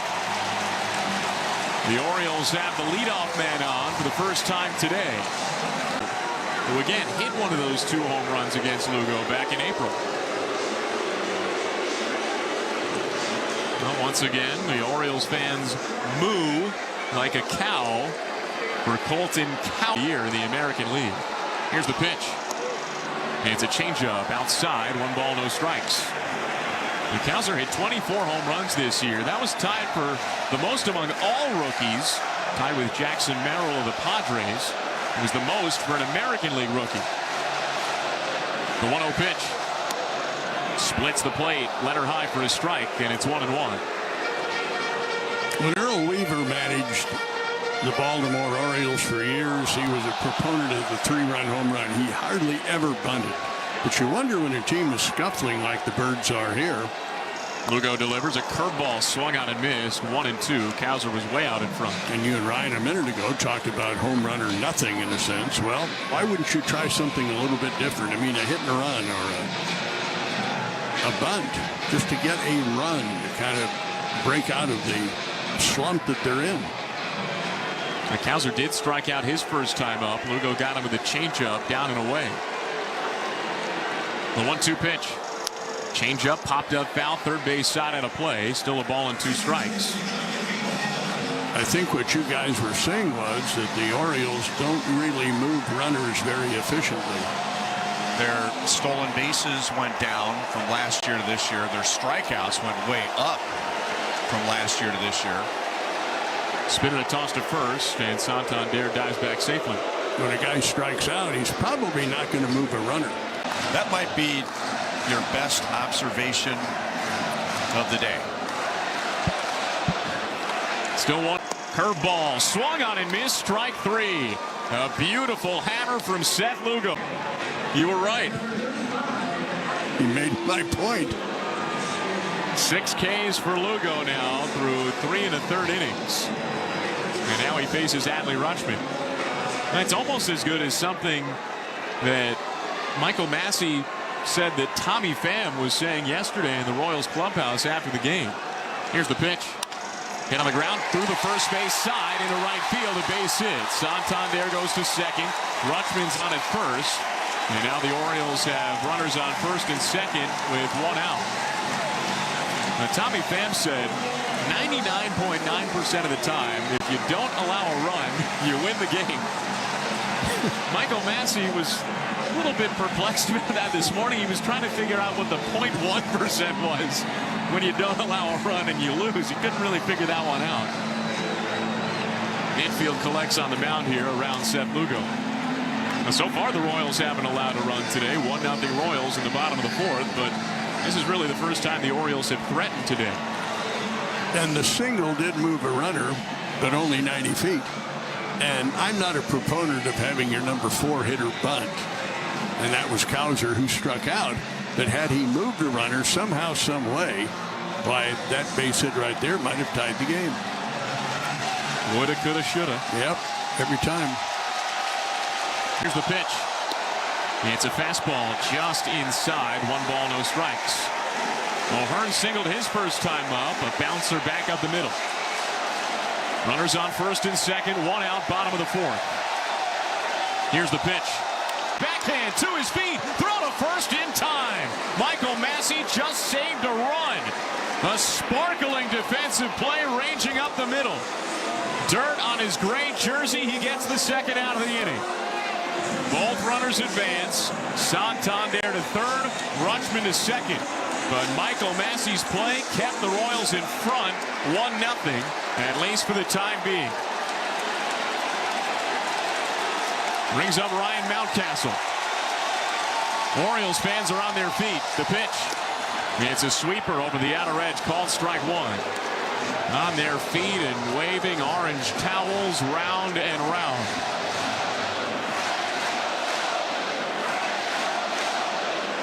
Lugo nods at the signal. The 0-1 pitch. Inside, nearly hit Mountcastle. That was a sinker that ran a bit more than he might have expected. And it's 1-1. Now Lugo has been at his best this season with runners in scoring position. Opponents are hitting just .212 against him in these spots. That was 7th best in the American League. The 1-1.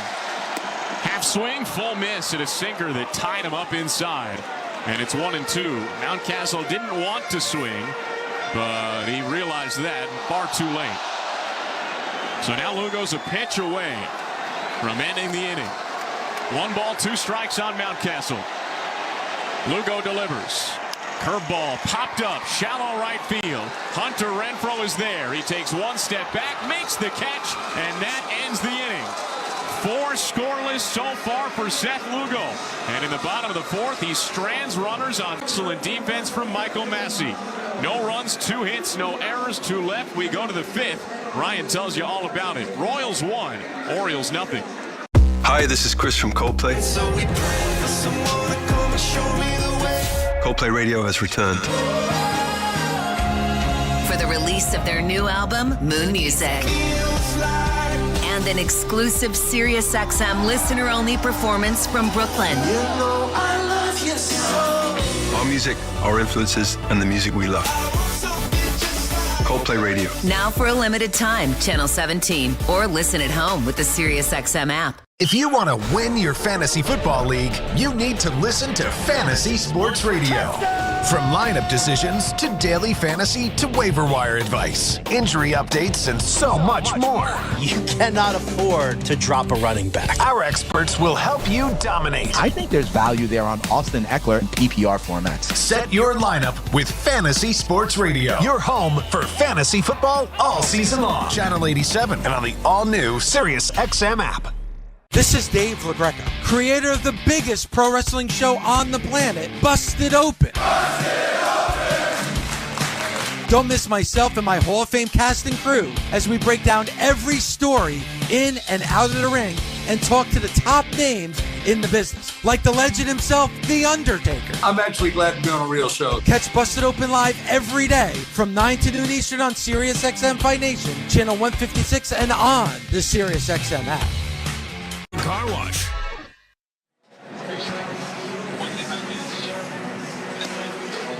One 0 Royals, and it's a combination of Vinny Pasquantino's RBI single in the first inning, Seth Lugo's pitching, and tremendous defensive plays by MJ Melendez in the third inning on a drive up against the wall in left field, and Michael Massey on a play against former Royal Ryan O'Hearn that saved a run in the fourth.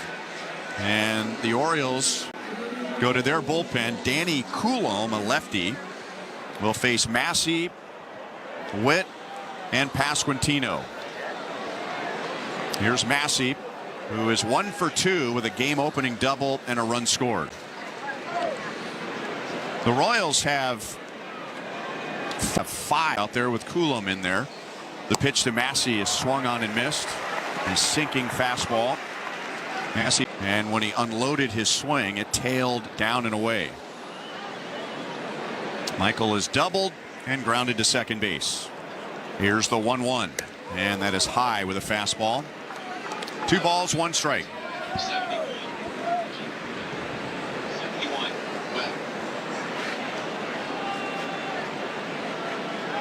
Third baseman Arias is in on the edge of the grass. The shortstop Henderson guards the middle, and the pitch to Massey is fouled away, and the count is 2-2. Baltimore had an excellent bullpen last year. It was third best in the American League, and that helped them win 101 games. Their bullpen was still solid this year, 6th in the American League. It's low. 3 balls, 2 strikes with Bobby Witt Jr. on deck. Royals saw a lefty Keegan Aiken and a right-hander Sir Anthony Dominguez yesterday, but their starter Corbin Burns went 8. Today, Zach Eflin, Orioles starter, goes 4. Massey swings and misses and strikes out, and that was a slider down and away, and that would have been ball 4.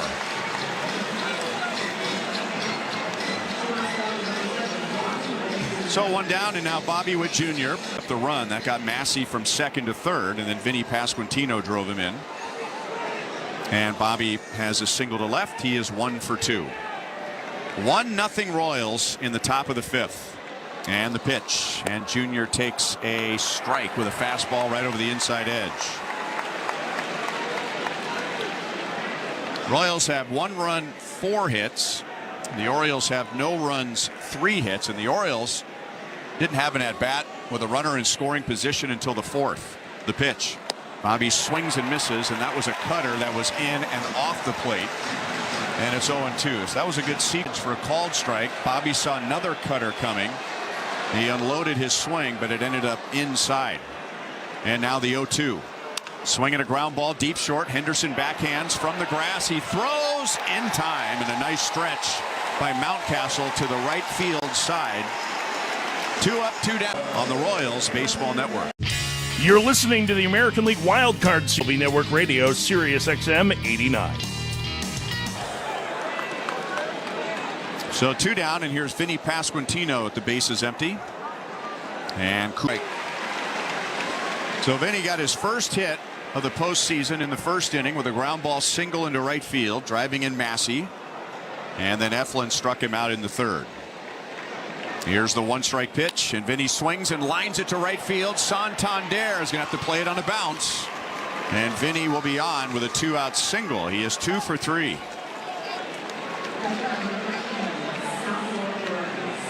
And now Salvador Perez with a right-hander, Jacob Webb, warming up in the bullpen. And here comes manager Brandon Hyde, as Coulomb has faced the minimum of 3. And now you have a couple of right-hand batters coming up, and Salvi and Gurriel, and the call to the bullpen will be made. So Vinny's at first base, 2 down. Top of the 5th inning, the Royals lead 1-0.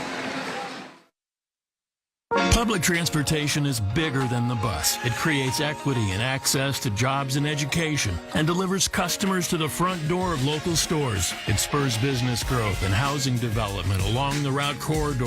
And it sustains 600 employees with livable wages. Even if you don't take the bus, someone in your circle does. At KCATA, transportation is transformation. Kansas City Area Transportation Authority. One authority connecting all. Chicago, St. Louis, Baltimore. Kansas City Royals star shortstop Bobby Witt Jr. is always on the road, and Community America's highly rated mobile banking app allows him to manage his money from anywhere. Boston, Detroit. So even when he's not playing in front of his hometown crowd, he knows his hometown banking partner is always right by his side. Talk about a solid teammate. Visit CommunityAmerica.com to join. Member owned, open to all, invested in you. Everyone loves saving money, but no one loves jumping through hoops. That's why with QT Pay from Quick Trip, you save on every trip and every gallon, every time you pay. That's instant savings on everything from snacks to drinks to fuel, just by using QT Pay. No blackout dates, no points for joy every time you save with QT Pay. Join QT Pay through the QT app today. QT Pay. It just makes sense. This call to the bullpen is powered by Wholesale Batteries. Anytime, any battery, delivered anywhere at wholesalebatteries.net.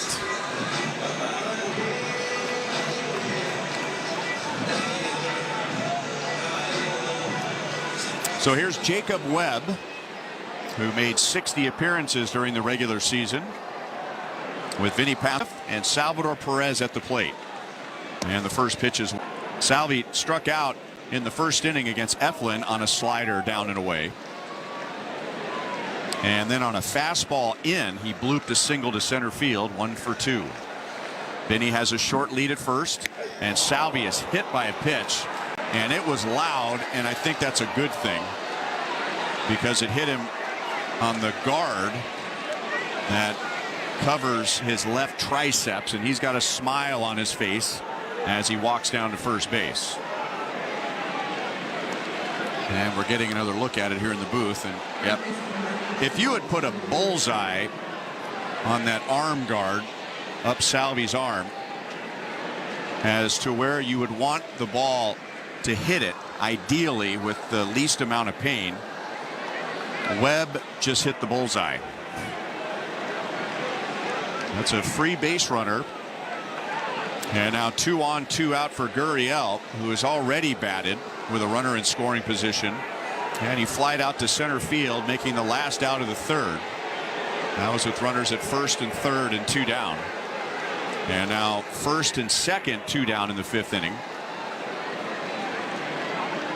Gurriel is 0 for 2, and Salvi finally says he's fine. Vinny at second, Salvi at first. And the pitch to Gurriel is a slider outside for ball 1. Gurriel really did a nice job for the Royals when he first arrived, and hasn't quite swung the bat all that great in the last couple of weeks. He takes outside, 2 balls and no strikes. And when he's hit the ball hard, he has hit the ball hard up the middle and to left center field, and the Orioles have been pitching him away. Here's the 2-0 pitch, and it is inside, and the count is 3-0. So Webb comes out of the bullpen and hits a batter, and then falls behind 3-0 on Gurriel. MJ Melendez, a left-hand batter, is on deck. And now the 3-0 pitch, and Gurriel takes high and inside for a 4-pitch walk. So the bases are loaded with 2 down.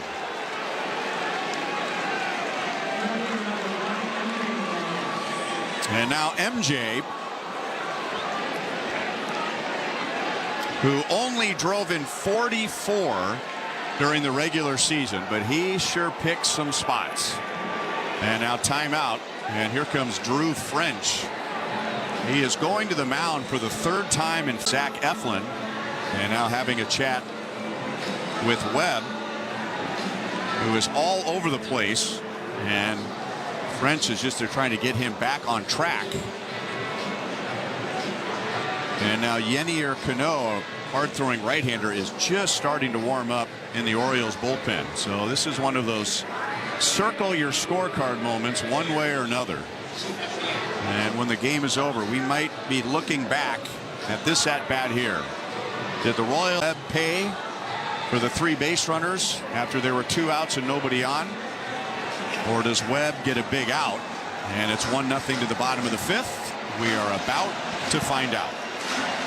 MJ has struck out, and bases loaded, 2 down. Here it comes. MJ swings and pulls it foul. He was way out in front, and he hit it to the far side of the first base dugout into the camera well.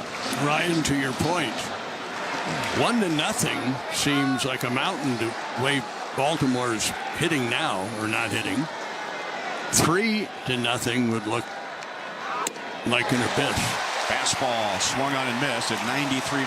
And now it's 0-2, and here come all the fans out of their seats waving their orange towels above their heads.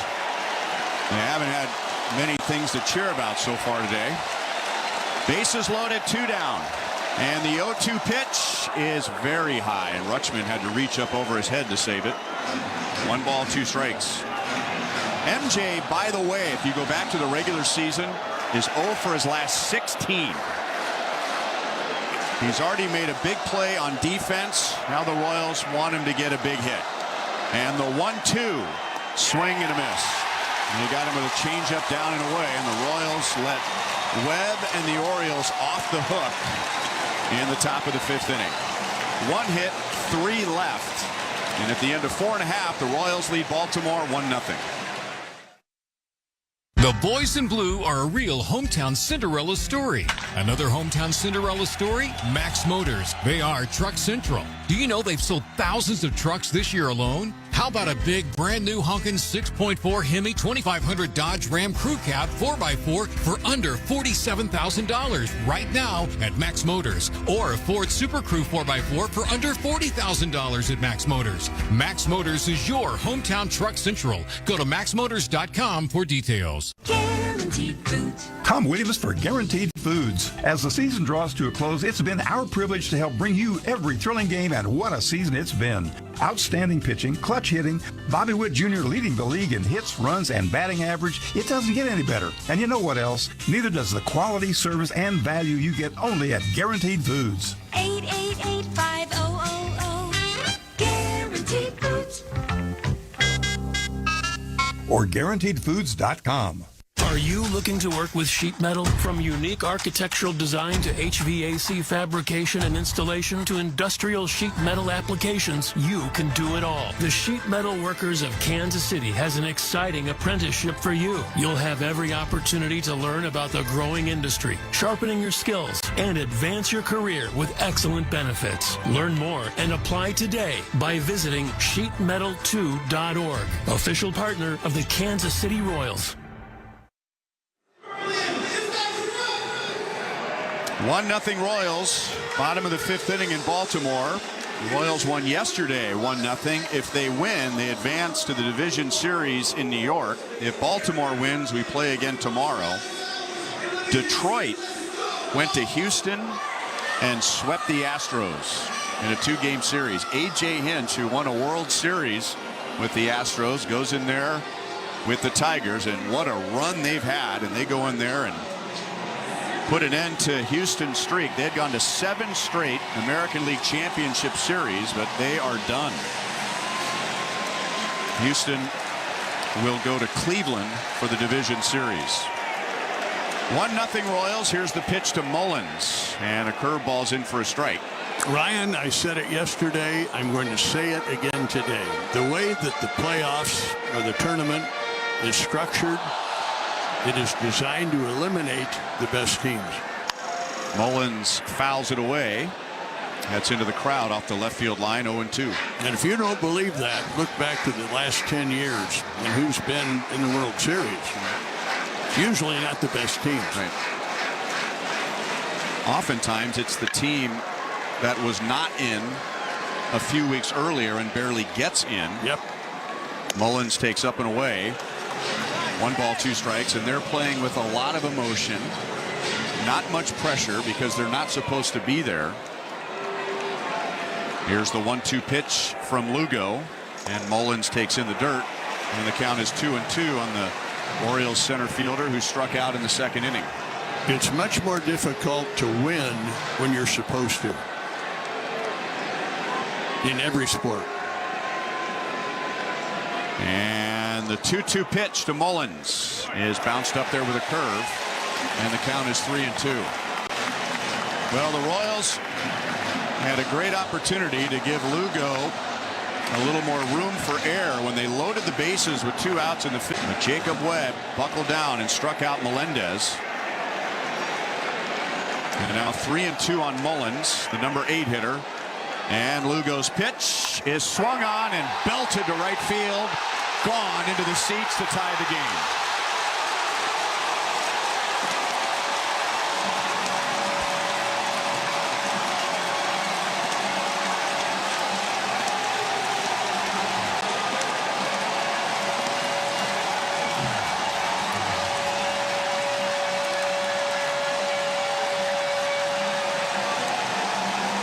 So Cedric Mullins, leading off the bottom of the 5th inning, hits a line drive. I mean, line drive. There was no arc to that at all.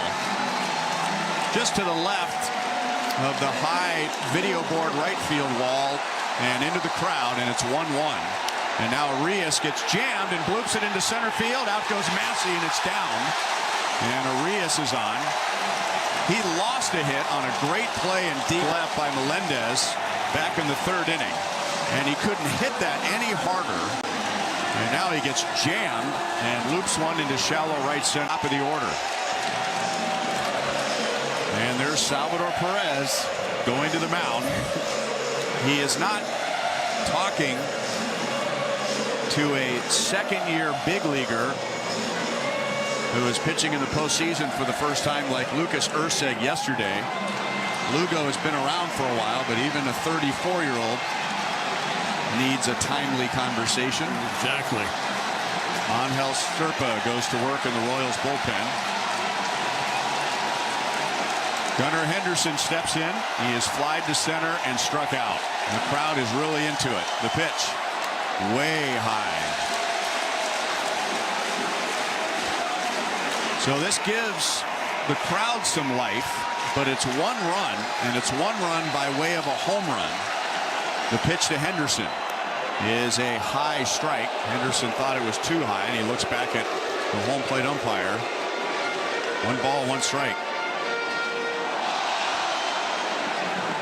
Mullins has a short lead. Ramon Arias has a short lead at first, and Henderson takes up and away, and the count is 2-1. And this is the first time that Lugo has had a series of pitches where he has missed badly, have been right around the strike zone. Here's the 2-1. Henderson takes a curveball low. 3 balls and 1 strike. Henderson, by the way, represents the 3rd time to the order for Baltimore. Arias is inside for a walk, and Henderson very arrogantly flips the bat over toward the first base dugout, and all of his batting equipment as he makes the transition from batting equipment to base running equipment and jogs up the line. And the Orioles have 2 on with nobody out. And that'll bring up Jordan Westburg. Royals 1, Orioles 1 in the bottom of the 5th inning. Lugo's pitch, and Westburg takes a slider for a strike. Westburg was hit by a pitch on his hand in the 1st inning, and then he grounded to short in the 3rd. 2 on, nobody out. Lugo's pitch pitch is swung on, grounded back to Lugo, who bobbles, and no play. He rushed it, and you could just tell that in the back of his mind, he was thinking about getting an out at second base. And as he started to position his feet to throw down to second base, he did it before he had the ball in his glove. And as a result, he gets no outs. And suddenly, this is turned into a mess. 1/2 inning after the Royals had a golden opportunity to add to the lead. Baltimore has tied it, and now they have a single, a walk, and what should be an error, and it is an error one. And they're loaded up for Santander, who had 44 home runs this year. Here's the pitch. Swing and a miss on a fastball up and out of the strike zone. So Santander there helped out Lugo. Santander is struck out on a high fastball like that last pitch, and he was jammed and he blooped a single to right. Here's the 0-1. Fastball is upstairs, so Lugo said, well, you're going to swing at that one. How about this one, which was even higher? And the count is 1-1. Arias is at third. Henderson is at second. Westberg is at first. And the 1-1 pitch. Swinging a high pop-up right side of the infield. And they call the infield fly rule at the last second as Gurriel makes a play at first base. Not that it mattered, but all the infield umpires started looking at each other like who's going to call it. And then half-heartedly, the first base umpire, Nick Lentz, called for it. So Santander loaded in 1 out. Here comes Matt Quatrero with a left-hand hitter, Colton Cowser, coming up. And Q is going to bring on Angel Serpa to face Cowser. So Baltimore has won on the home run by Mullins. They have the bases loaded, 1 out. Serpa is coming into the game. Bottom of the 5th inning and a 1-1 tie. Are you looking to work with sheet metal? From unique architectural design to HVAC fabrication and installation to industrial sheet metal applications, you can do it all. The Sheet Metal Workers of Kansas City has an exciting apprenticeship for you. You'll have every opportunity to learn about the growing industry, sharpening your skills, and advance your career with excellent benefits. Learn more and apply today by visiting sheetmetal2.org, official partner of the Kansas City Royals. Truck drivers, you deserve to drive for a reliable carrier that has your back. At Schneider, drivers get what they need to have a successful and fulfilling career, including award-winning benefits, state-of-the-art equipment, and a pay package that rewards their hard work. With our variety of flexible driving options, you can find a job with the home time you want, whether that's daily, weekly, or something else. And if the job you choose isn't the right fit, our transfer team will help find one that is. Explore today at SchneiderJobs.com. That's SchneiderJobs.com. Guaranteed Foods. Tom Williams for Guaranteed Foods. As the season draws to a close, it's been our privilege to help bring you every thrilling game, and what a season it's been. Outstanding pitching, clutch hitting, Bobby Witt Jr. leading the league in hits, runs, and batting average. It doesn't get any better. And you know what else? Neither does the quality, service, and value you get only at Guaranteed Foods. 888-5000. Guaranteed Foods. Or GuaranteedFoods.com. Well, here's the postseason for you. Zach Eflin had given up 1 run in 4 2/3 innings. He gives up a 2-out single and he's out. Seth Lugo gave up no runs in 4 innings. He gives up 1 in the 5th and he's out. And now the bases are loaded with 1 out. Colton Cowser is coming up. And Angel Serpa is into the game. And a call to the bullpen powered by Wholesale Batteries. Any battery, anytime, delivered anywhere at wholesalebatteries.net. Arias is at third. Henderson is at second. Westberg's at first. And the pitch. Cowser takes a strike with a fastball at 98. Mullins homered leading off the inning to tie the game. Arias singled on a bloop. Henderson walked, and then Westberg reached on an error by Lugo. The pitch. Swing and a miss, and that was a slider down. And Zerpa jumps ahead 0-2. With the bases loaded, nobody out, Lugo got a pop-up from Santander for the first out. And here's Zerpa in his first postseason appearance, and he's jumped ahead 0-2. 1-1 tie in the bottom of the fifth. The pitch. It is down and away. Slider. That was designed to be a chase pitch, nowhere near the strike zone. Hoping that Cowser would be over anxious. And he flinched but didn't follow through with a swing. Garcia's in at third. The rest of the infield is all the way back. Here's the 1-2 pitch. And a swing. And the ball is rolled up the third base side. Now they're going to call it a strikeout on a swing and a miss that hit Cowser, but it rolled in play. And the runner from third, Arias, came down the line thinking it might have been a swing and a ball put in play. But what the home plate umpire Ben May ruled is that it was a swing, and it was the contact with Cowser's hand and knuckles, to be exact, as we look at the replay. And then the ball shot straight down and ricocheted off of his leg and rolled down his leg, and that's what put the ball in fair territory. And Cowser just got to his feet, and he started walking down to first base thinking, hey, I just got hit by a pitch. I'm on, right? Nope, because he swung. And if a hitter swings, even if he's hit by a pitch, the swing comes first. So that is a good break for the Royals, and hopefully not a bad break for Baltimore. 2 down on a strikeout for Zerpa. And now the bases are loaded for Rutschman. Royals 1, Orioles 1 in the bottom of the fifth. Rutschman will bat right-handed. As a left-hand batter against Lugo. Rutschman flied out to deep center and hit a ground ball single into right. The Royals got a run in the first. Baltimore has tied it here in the bottom of the fifth.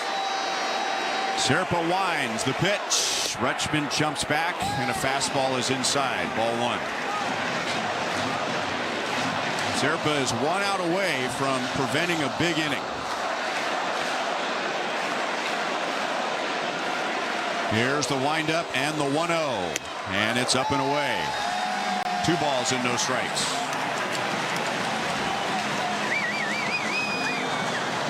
Baltimore is 0 for 5 today with a runner in scoring position. They were 1 for 7 yesterday. And they struggled in their last 3 weeks hitting with runners in scoring position. The pitch is right down the middle. A fastball at 98, and Rutschman looked like he was taking all the way. So a confident hitter who just wanted to force the pitcher to throw a strike and get another look at the ball coming out of his hand. 2 balls, 1 strike. Here it comes. The crowd. And now Zerpa is 1 strike away from preventing a big inning. Mullins homered, leading off the inning to tie it. And then the Orioles loaded the bases with nobody out. They have 2 balls, 2 strikes. And the pitch. Swing and a line drive. 1 hop to Junior. He backhands. Long throw. Got him. And Ramon Urias, who was the runner at third, crosses home plate and smashes his helmet into the ground. And that about sums it up for the Orioles. They tie the game, but they had a chance to add on. And Lugo and Zerpa buckle down. And at the end of 5, it's the Royals 1 and the Orioles 1. This week on Let's Go with Bill Belichick, Max Crosby, Peter King, and me, Jim Gray. The great J.J. Watt joins us. How are you enjoying this side of the microphone? Did something I thought I'd never do, which was be on social media. I somehow got into a chat room, and I couldn't get out of it. Hopefully it wasn't Shannon Sharp's, because I've heard there's a lot of wild stuff that goes on out there. No, it was a random one. I was just kind of scrolling through. Listen to the extended version of Let's Go, now available exclusively on the all-new SiriusXM app. Are you regretting eating that gas station hot dog? Yeah, we know. We've been there too. Did you know that you get a channel that's talking baseball 24/7 as part of your SiriusXM subscription? What? Our lineup includes shows hosted by former big leaguers and executives. Plus, you'll hear from 17 managers each week. MLB Network Radio is on SiriusXM Channel 89, or just search MLB Network Radio on the SXM app. SiriusXM Sports. We're more than just a game. The NASCAR Cup Series is on SiriusXM. You. Yeah, I'm talking to you. The one that's listening to the MLB wildcard game with us. Please hit that subscribe button and help this awesome community grow. We are trying to do as much sports as possible, but of course, we're the home of all of the Toronto sports live events. So please help our group of Toronto sports fans continue to grow. Hit that subscribe button, turn on that bell so you don't miss it when we go live for every single MLB playoff game this season. Thank you for hitting that subscribe button. Thanks for making that sub counter keep on going up. We're shooting for 50K. Let's get there. We need your help. Thank you. Now let's get back to the chat. Good luck to your team. Hope they win. Have come up with the expression, the golden opportunity rule, which states when you have a golden opportunity to score or add on and you don't, it always seems to bite you in the next half inning. We're tied at 1 in the 6th. Hunter Renfroe leads off, and he takes a high strike with a breaking ball.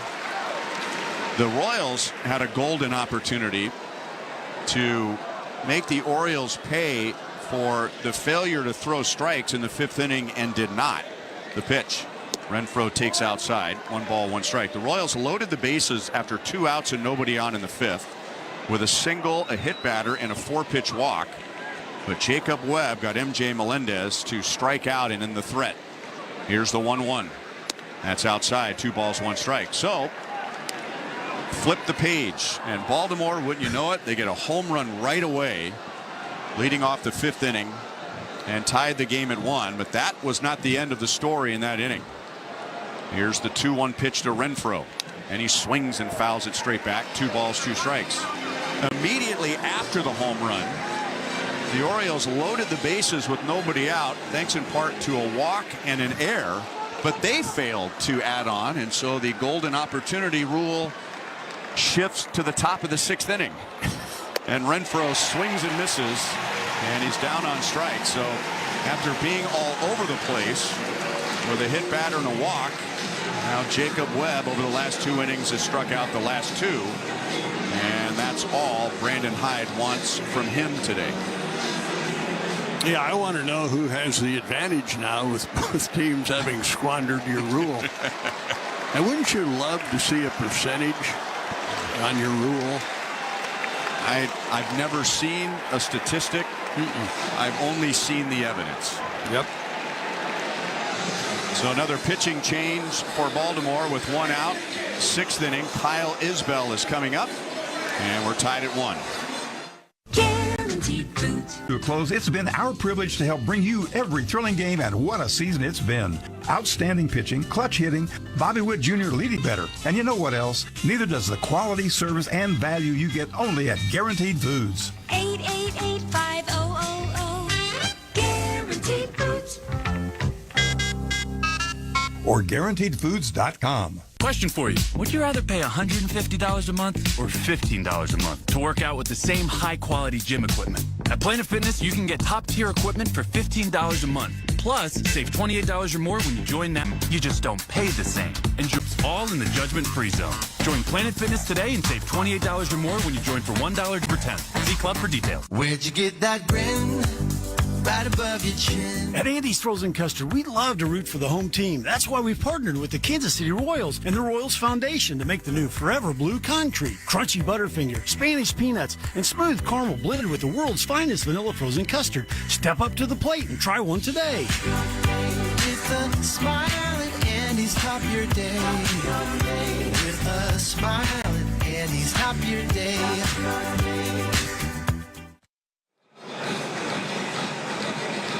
Cionel Perez, a left-hander, and the second of 5 lefties available, comes on with 1 out.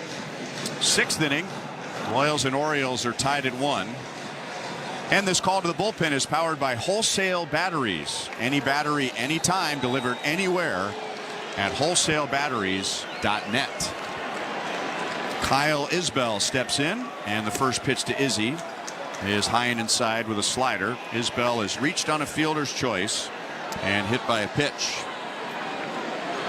Perez is the 4th Orioles pitcher, and there's 1 out in the 6th inning. Here's the 1-0. Isbell takes low, 2-0. Ryan, you talk about all the lefties in the Baltimore bullpen. I think back to Whitey Herzog, who If he had 9 lefties in his bullpen, he wanted 10. He could never have enough. So odd to see one team with 4 and one team with 5 in the same series. And now Isbell takes down and away, and the count goes to 3-0. So this is the second Orioles reliever in a row that has struggled with his control upon entering the game.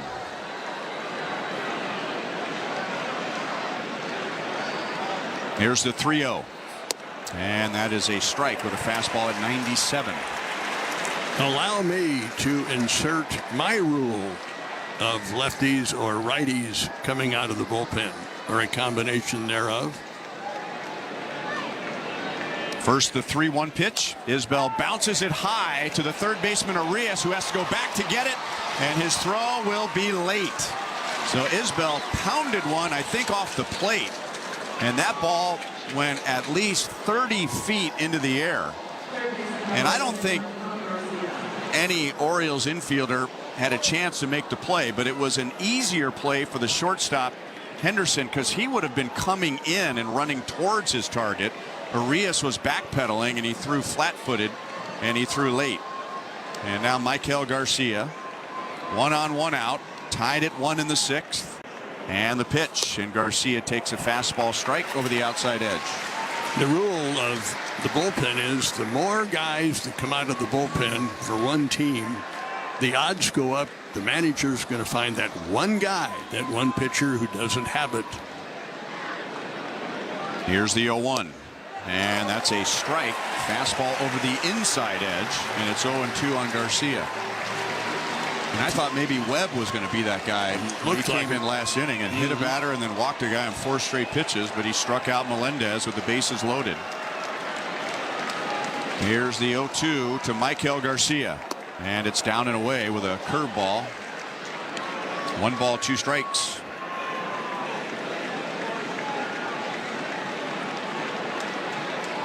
Eflin went 4 innings. He gave up the run. Coulomb went 2/3 of an inning. Webb went 2/3 of an inning. And now Perez, and Garcia swings and misses. He swung right over a slider that was in the dirt. And that is out number 2. And we get to the top of the order.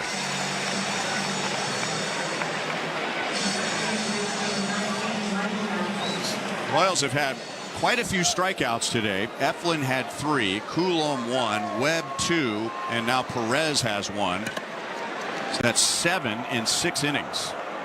Here's Massey, and he takes a fastball for a strike. The Royals, on one hand, they had the fewest strikeouts of any offense in the American League this year, but they finished with 38 in a 3-game series at Atlanta. Yesterday afternoon, they had just 5. Massey breaks his bat and bloops it into right center field. Here's Mullins, and he's not going to get to it. Isbell, with 2 outs, was running on contact, and he'll go first to third. And Michael Massey has his 2nd hit, and the Royals have runners at first and third with 2 down for Bobby Witt Jr. So Massey, who doubled and scored the Royals run way back in the 1st inning, helps set up the inning for Jr. And here comes Brandon Hyde again as his lefty Perez faces his 3-batter minimum.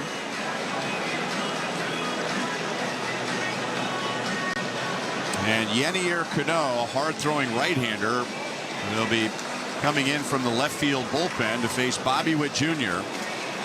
First and third, 2 down. Top of the 6th. Royals 1, Orioles 1.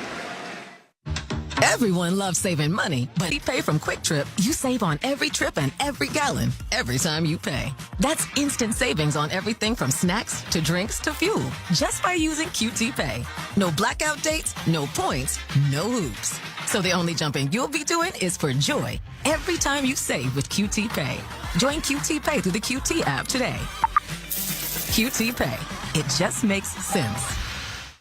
Truck drivers, don't miss out on the unmatched consistency of a Schneider driving job. With our industry-leading selection of driving options, you'll find a job with the freight, home time, and schedule you've been looking for. And equipment, and have access to award-winning benefits and a 24/7 support team.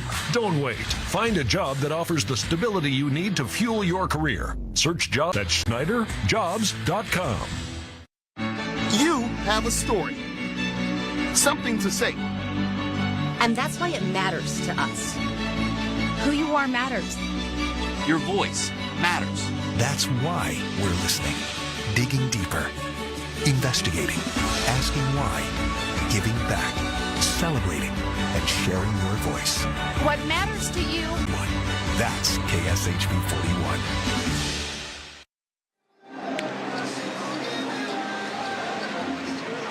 So it'll be Yenier Cano coming on to face Bobby Witt Jr.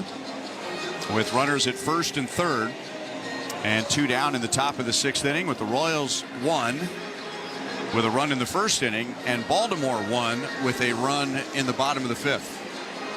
Cowser was in the outfield throwing during that pitching change, and he was looking at his throwing hand, and you wonder if it's bothering him to the point where the Royals are saying, well, there's a chance to take an extra base on him or score a runner from second on a hit. Would you run on him? You'd have to test it maybe. Well, and that's a good point, because Massey, the runner at first, is an average runner, so that might play into whether you ask him to go another 90 feet. So here's Bobby Witt Jr. And Cano's pitch, ball at 95. This call to the bullpen is powered by Wholesale Batteries. Any battery, anytime, delivered anywhere at wholesalebatteries.net.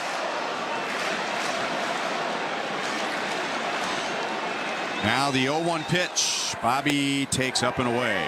1 ball, 1 strike. Bobby today is 1 for 3 with a single to left field in the 3rd inning, and then he lost a potential infield hit on a nice play by his counterpart Henderson at short, who threw him out on a ground ball that took him to the outfield grass. The 1-1. Junior, it's a ground ball up the middle, and that is going to be a diving play by Arias. Throw to first on a bounce is late. And Bobby Witt Jr. reaches with an infield single, so no great play on the infield this time to beat him to first base. And Bobby Witt Jr. with an infield single drives in Kyle Isbell, and the Royals take a 2-1 lead. I said it was Arias, it was Westberg who made a tremendous play to keep the ball on the infield, but no match for Bobby Witt Jr.'s speed. So 2-1 Royals in the 6th. And here's Vinny, and he takes down and in ball 1. So go back to the Orioles having the bases loaded, nobody out, after tying the game last half inning, and they did not add on. And the Royals get a 2-out RBI infield single. The pitch. Vinny checked his swing and takes a strike on a changeup away. And the count is 1-1. Vinny has 2 hits today, both singles to right. He drove in the Royals' run back in the 1st inning. Here's the 1-1 pitch, and Vinny takes in the dirt. And a backhand stop by Rutschman, and they'll change the baseball. So the Royals get 1 in the 1st. Baltimore just tied it in the bottom of the 5th, and the Royals have regained the lead in the 6th. 2 on, 2 out. And the 2-1 pitch to Vinny. Check swing, no swing, and the pitch was high. They appealed down to third base umpire David Rackley, and the count goes to 3-1. When he went down with the injury, Vinny Pasquantino led the team with RBIs. The pitch, check swing, down and away, ball 4, and they're loaded up for Salvador Perez.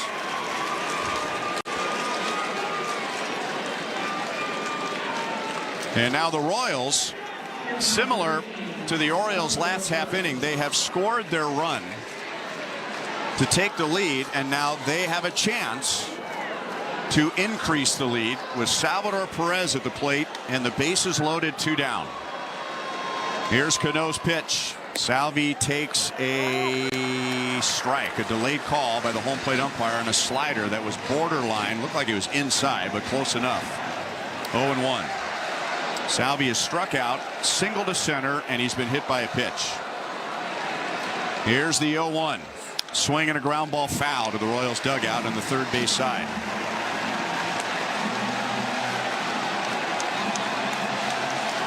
Isbell reached with an infield single, and then with 2 outs, Massey singled, Junior singled to drive in a run. 0-2 on Salvi. Here's the pitch. Swinging a ground ball toward third, and that will be foul. And Massey, who was leading off of third base, and the runner at third always leads off in foul territory, so that if they're hit by a ground ball, it's a dead ball and not an out. But Massey had to run into fair territory to get around that ball.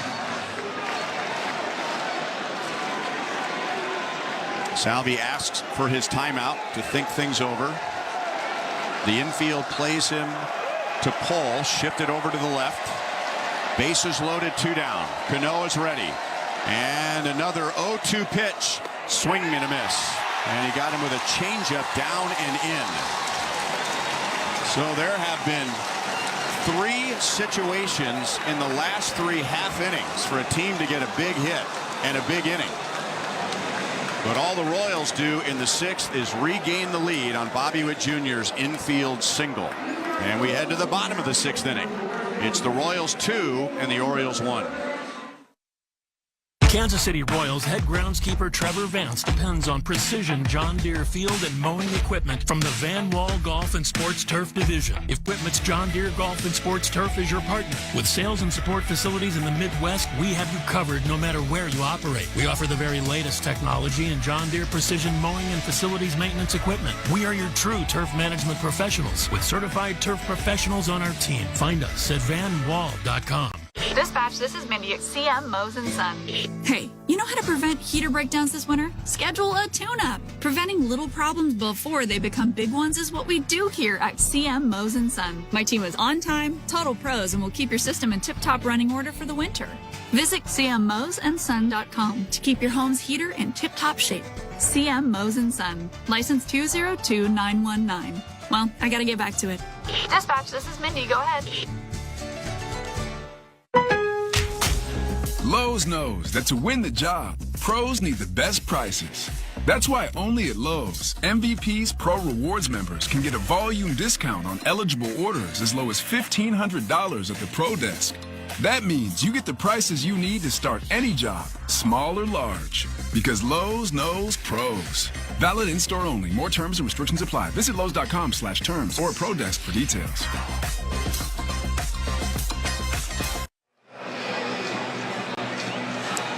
Join the Royals texting platform Community. Sign up for Royals text messages and receive news, ticket offers, exclusive ticket offers, and more.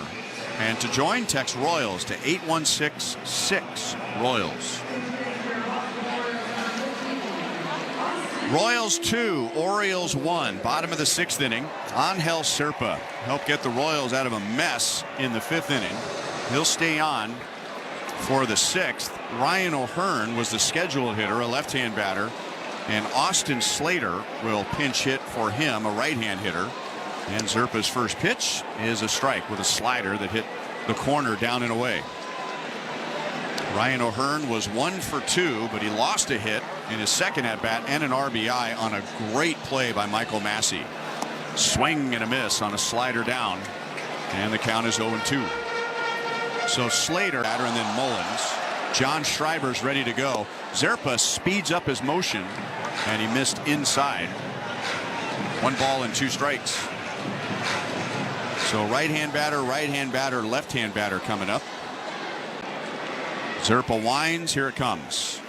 Inside and almost hit him. 99 miles an hour. And Salvi looks at Zerpa and tells him, all right, calm down. Let's make a pitch here. Don't overthrow. Zerpa takes a long look and pitches. And it is down and in. Salvi tried to pull it up into the strike zone, but home plate umpire Ben May turned his head abruptly to the right as if he was looking away and saying, nope. 3 balls, 2 strikes. And the pitch.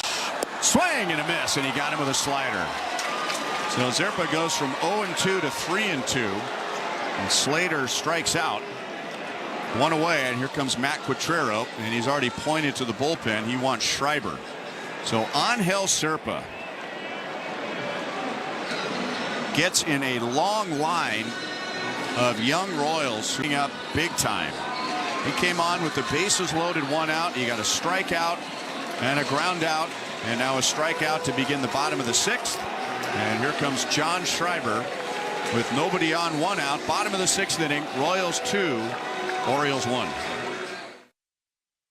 Public transportation is bigger than the bus. It creates equity and access to jobs and education and delivers customers to the front door of local stores. It spurs business growth and housing development along the route corridor. And it sustains. Even if you don't take the bus, someone in your circle does. At KCATA, transportation is transformation. Kansas City Area Transportation Authority. One authority connecting all.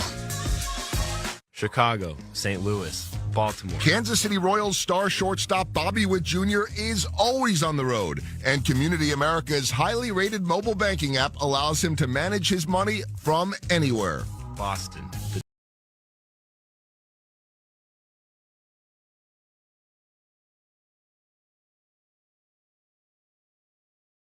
What's up, baseball fans? Thanks for hanging out with us for this MLB playoff game. Please take a minute and exit out of the chat and hit that thumbs up button. Make sure you've hit that like button because it helps bring more people here into the chat to have a good time and chat it up during this game. And we're doing every single game live on TSI for the entire 2024 MLB playoffs.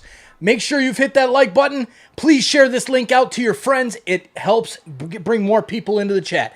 Put it out on the socials. Let's get more fans of your team here hanging out with us. Thanks for hitting that like button. Back to the chat. Go team, go.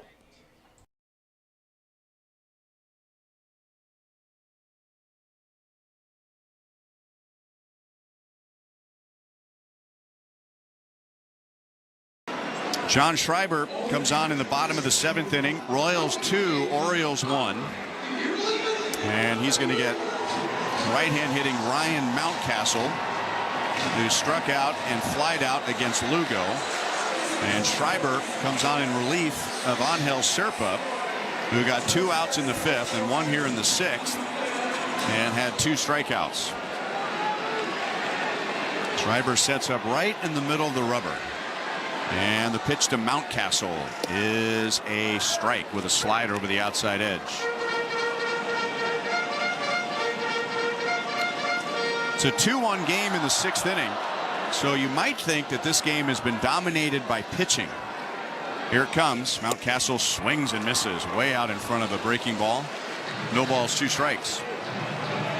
But with a total of 3 runs scored, there have been a total of 13 hits, and the numbers that really stand out: runners left on base, 18.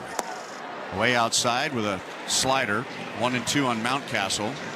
Royals have 2 runs, 8 hits. They have left 11 on base in 6 innings. Baltimore has 1 run, 5 hits. They have stranded 7. Here's the 1-2 to Mountcastle. Swing and a miss on a slider down and away and out of the strike zone. Mountcastle is out, number 2. And then here comes Cedric Mullins. And the crowd, some of them at least, begin to stand and give him an ovation after he homered leading off the 5th inning to tie the game at 1, but the Royals regain the lead in the top of the 6th. The pitch. Left-hand batter swings, and it's a line drive to left. Melendez fades back. He's there. He's got it. So Schreiber gets the final 2 outs, and we head to the 7th inning at Camden Yards with the Royals leading 2-1. On Southwest, everyone can change or cancel their flight without a fee. That means this solo travel queen can stay an extra day on vacay. No fee, baby. And these 2 lovebirds get 1 more day of freedom. Our kids won't miss us. They're with Meemaw. Well, this poor guy can bail on the bachelor party a night early. I'm tired, man. No change or cancel fees. For real. That's a big flex. Only at Southwest.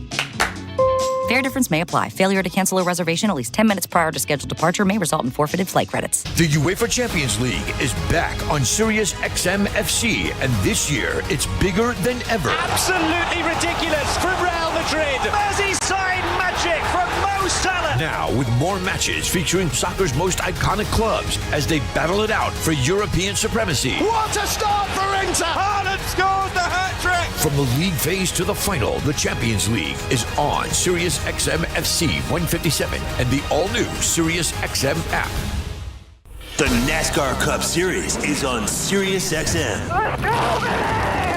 We're back on the track Sunday. 1 p.m. Eastern. It's the Yellowwood 500 from Talladega Superspeedway. Checker flag, baby. Yeah. On Sirius XM NASCAR Radio Channel 90. In the car and on the all-new Sirius XM app. Oh, yeah! Get closer to everything that moves you wherever you are with the Sirius XM app. Let's make some smoke and drink some beer. Yeah!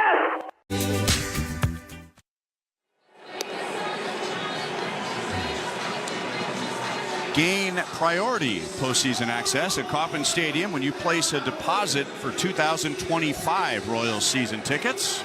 Make your deposit today at royals.com/season tickets. And with a win tonight, the Royals are assured of a home game in the next round or a win tomorrow. And they lead 2-1 in the top of the 7th inning. Yennier Cano remains in the game on the mound for Baltimore after getting the final out in the 6th inning. He also gave up Bobby Witt Jr.'s RBI infield single, and Heston Kjerstad has taken over in left field for Colton Cowser. Yuli Gurriel leads off, and Cano's pitch is in there for a strike. 95 miles an hour. Gurriel is grounded to short, flied to center, and he had a 4-pitch walk in the 5th inning that loaded the bases with 2 outs, but the Royals were not even able to turn that into any runs. Slider is down and away. 1 ball, 1 strike. Royals scored in the 1st on Vinny Pasquantino's single. Cedric Mullins homered in the 6th to tie it, and Bobby Witt Jr.'s base hit in the top of the 6th put the Royals in front. Ground ball left side. Arias backs up to get a big hop. He sets his feet and throws in time to Mountcastle. And Gurriel is out number 1.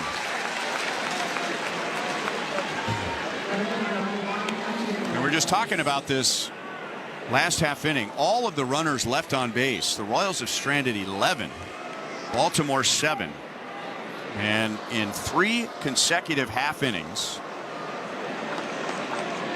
the offense left the bases loaded. Here's MJ Melendez, and he swings, and it's a ground ball left side, base hit. MJ is on with 1 out, and he struck out with the bases loaded and 2 down in the 5th inning to end that inning. And then in the next half inning, after Baltimore had tied it on the Mullins home run, later in that inning they had the bases loaded, nobody out, and Lugo and Zerpa got the Royals out of that. And then the half inning after that, the Royals had the bases loaded, 2 outs after scoring a run, and were not able to add on. And now Garrett Hampson jogs out of the 3rd base dugout, and he's going to run for MJ Melendez. With Hunter Renfroe coming up. Hampson took over defensively in the game yesterday for Melendez. 1 on, 1 out, 2-1 Royals in the 7th. The pitch to Renfroe is over but low. Renfroe walked in the 2nd inning, popped to second in the 4th, struck out in the 6th. 0 for 2. Hampson does not have a threatening lead over at first base, but Cano throws over there anyway, and Mountcastle just received the throw. He didn't. And we'll see if Hampson now takes a little bigger lead now that he's seen Cano's move. The pitch. And there he goes. Swing and a miss. Throw to second. Hampson is out. Hampson points to the Royals dugout. Bill Miller, the second base umpire, almost looked like he was making the call before the play was over. I mean, he truly went with his first instinct. The Royals are deciding whether to challenge or not, and they will not.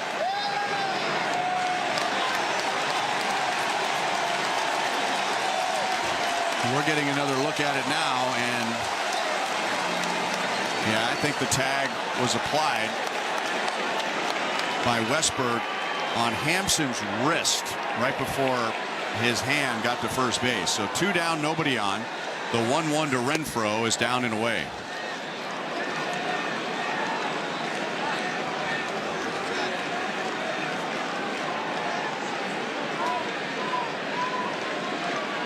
Two balls, 1 strike. Cano's pitch is swung on, chopped. Third base side of the mound. Cano goes to get it and makes a nice play throwing to first base. All of his momentum was taking him toward the third base line, and he did kind of a jump throw like a shortstop and made a nice on-target throw to Mountcastle, and the inning comes to an end. And how many times is that play a wild throw to first? End up against the tarp. Time to stretch in Baltimore. The Royals lead the Orioles 2-1. Price Chopper is proud to call Kansas City home. Like everyone here, we know we've got the best barbecue. But we're also pretty good at pasta, tacos, and even beer. We love our sports. We love our city. And we love supporting each other. There's a lot to love about Kansas City. And at Price Chopper, we love serving you. Thank you, Kansas City, for always having a place for us at your table. He stepped up to Capital Federal, personal checking and savings at the corners. A brand new home on a 1-acre lot straight ahead. He eyes down the home loan. Wow! He got a hold of that one and gets his dream home. But wait, he's now chasing his dream career. He's going for it. He's looking for business services. And there he reaches out for a business loan. He got it! Success! He did it! I've never seen anything like this. A bank that does it all. Unbelievable! It's an exciting time of the year, and CapFed can help you win. Visit CapFed.com today. Equal housing lender, member FDIC. You have a story, something to say.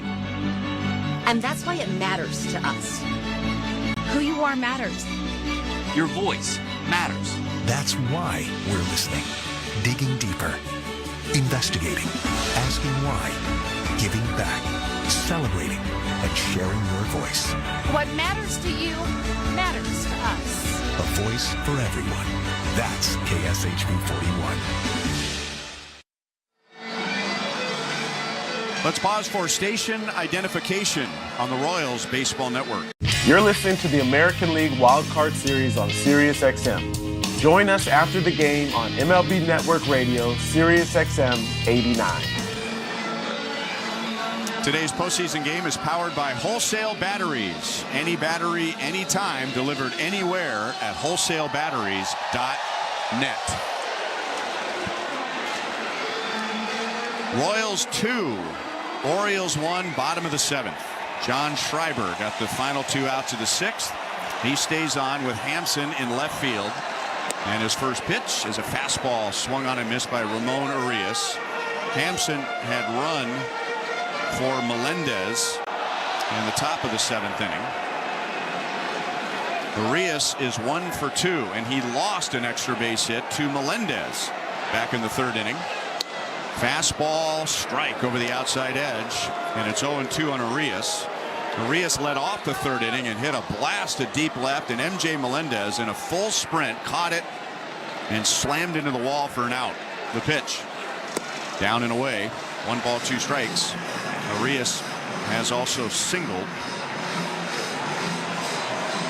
Royals have 1 in the 1st on Vinny Pasquantino's RBI single, scoring Massey. Baltimore didn't score until the 5th inning on Mullins' home run against Lugo. And then the Royals regained the lead in the top of the 6th on a 2-out infield RBI single by Bobby Witt Jr. scoring Isbell. The 1-2 swing and a miss, and he got him with a fastball. Fastball at 95 and away. So 1 down. Schreiber has struck out 2 of 3. Henderson, and here comes Matt Quatrero. He had Sam Long warming up in the bullpen, and that's the call. So Sam Long, who came on and pitched well in the 7th inning yesterday, comes on with 1 out in the 7th inning tonight. 1 out, bases empty. Royals lead 2-1. Are you looking to work with sheet metal? From unique architectural design to HVAC fabrication and installation to industrial sheet metal applications, you can do it all. The Sheet Metal Workers of Kansas City has an exciting apprenticeship for you. You'll have every opportunity to learn about the growing industry, sharpening your skills, and advance your career with excellent benefits. Learn more and apply today by visiting sheetmetal2.org. Official partner of the Kansas City. You deserve to drive for a reliable carrier that has your back. At Schneider, drivers get what they need to have a successful and fulfilling career, including award-winning benefits, state-of-the-art equipment, and a pay package that rewards their hard work. With our variety of flexible driving options, you can find a job with the home time you want, whether that's daily, weekly, or something else. And if the job you choose isn't the right fit, our transfer team will help find one that is. Explore today at SchneiderJobs.com. That's SchneiderJobs.com. Guaranteed Foods. Tom Williams for Guaranteed Foods. As the season draws to a close, it's been our privilege to help bring you every thrilling game, and what a season it's been. Outstanding pitching, clutch hitting, Bobby Witt Jr. leading the league in hits, runs, and batting average. It doesn't get any better. And you know what else? Neither does the quality, service, and value you get only at Guaranteed Foods. 888-5000. Guaranteed Foods. Or GuaranteedFoods.com. This call to the bullpen is powered by Wholesale Batteries. Any battery, anytime, delivered anywhere at wholesalebatteries.net. Sam Long came on, and he didn't have much time to prepare yesterday when Cole Reagans came out with calf cramps. But in his postseason debut in the 7th inning, he faced 3 and retired 3. All outs were in the air. I take that back. 2 fly balls and 2 ground balls. He pitches to Gunnar Henderson, who swings and misses. He looked like he was guessing and was way out in front of a curveball. Left-hand batter Henderson has flied to center, struck out, and walked. The pitch fouled away on a fastball, and he was late and hit it way up into the upper deck on the third base side. So he has missed a curve by several inches, and he's been late on a fastball, and it's 0-2. Here's the wind and the pitch. It is just outside with a slider. 1 ball, 2 strikes. Royals 2, Orioles 1. 1 out, bottom of the 7th. Sam Long is ready. And the 1-2. Swing and a miss on a fastball, up and in. 2 down.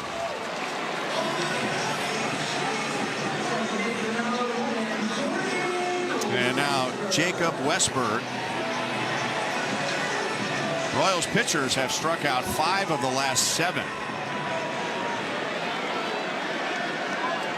Westberg has been hit by a pitch. He is grounded out, and he's reached on an error. Right-hand batter, and he takes a backdoor slider for a strike. Good pitch. It started away, and at the last moment just caught the outside edge. Nobody on, 2 out. The 0-1 is down and away with a changeup. 1 ball, 1 strike. Royals 2, Orioles 1, 2 outs, bottom of the 7th. Sam Long's 1-1 pitch, swing and a miss on a changeup again, and the count is 1-2.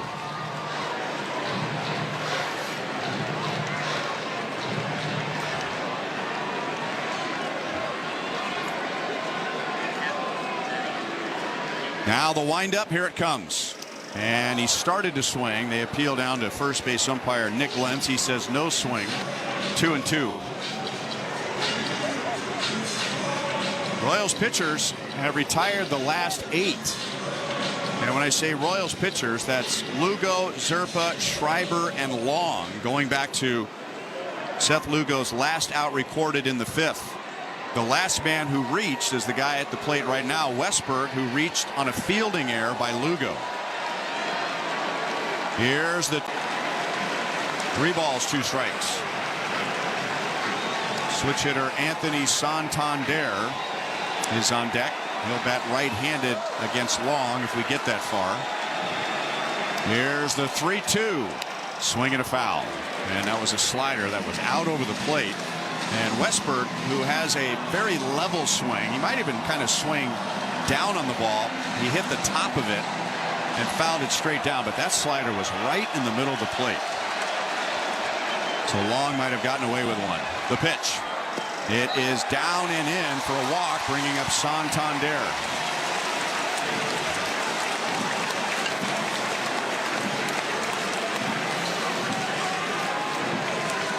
So that snaps the string of 8 straight retired. And now Santander, who is 1 for 3.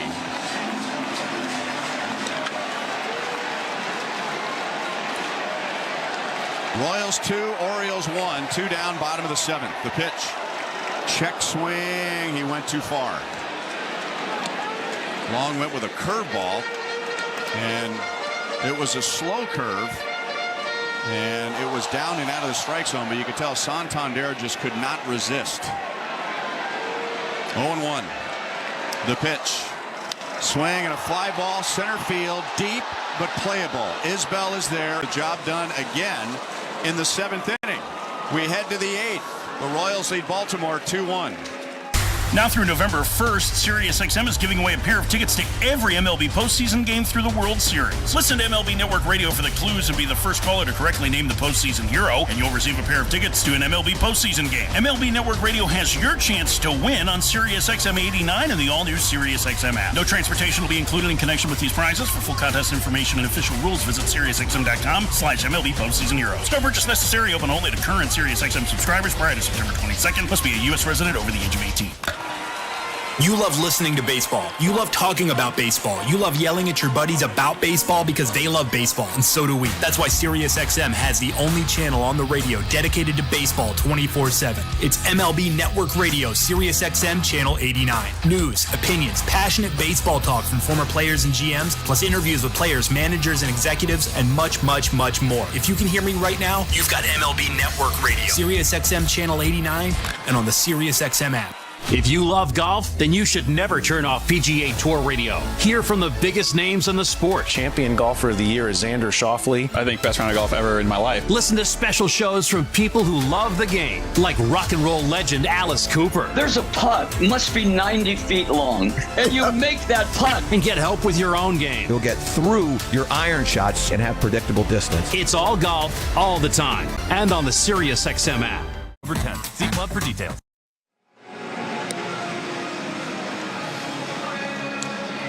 We're in the 8th inning. The Royals lead 2-1, and Brandon Hyde has gone to his 5th reliever after Zach Eflin, his starter, went 4 innings and gave up a run. Lefty Gregory Soto is on for the Royals' 8th. And this call to the bullpen is powered by Wholesale Batteries. Any battery, anytime, delivered anywhere at wholesalebatteries.net.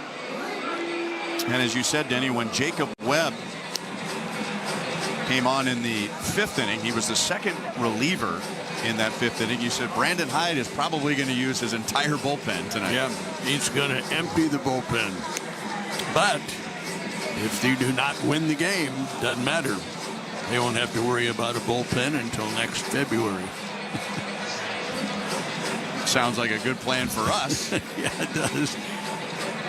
So lefty Soto about to face Kyle Isbell. Kyle with an infield single with 1 out in the 6th inning, and he then scored on Bobby Witt's infield hit. So lefty-lefty matchup, and Kyle thinking about bunting, and the pitch goes all the way back to the screen. And 1 ball, no strikes. Kyle Isbell's infield hit was a chopper off home plate, which went about 30 feet in the air, and by the time it came down and an infielder could reach it, why Isbell was already crossing first base. And a strike, and the count is now level at 1 ball, 1 strike. Isbell's also been hit by a pitch and has rolled into a force out. And he gets a breaking ball that barely missed. Gregory Soto facing the Royals for the first time this year. Misses away, and it's 3-1. Soto was acquired by Baltimore from the Phillies. That was on July the 30th. And the lefty's 3-1 pitch is tapped foul right at home plate. So a full count on Kyle Isbell with Garcia to follow. And then back to the top of the batting order and Massey. Soto got his first win as a member of the Orioles and his third win of the season on September the 19th while pitching against San Francisco. 3 balls, 2 strikes. Isbell trying to get something going, and he takes ball 4, and that will get something going. So Kyle Isbell is on base for the 3rd time. Hit by a pitch, infield single, and now he is walked. And is so now Bill takes his lead. The Royals are going to bunt, but Garcia bunts foul off toward the first base side of home plate. And the count is 0-1. There is a long line of pitchers in front of Soto that I would prefer to bunt against. Yes. I would agree. The lefty checks first, brings it home, bunted, but bunted foul. Again, Garcia trying to bunt up the first baseline, but now finds himself down in the count. No balls, 2 strikes. So here in the 8th inning with a 2-1 lead, the Royals are playing for 1 run.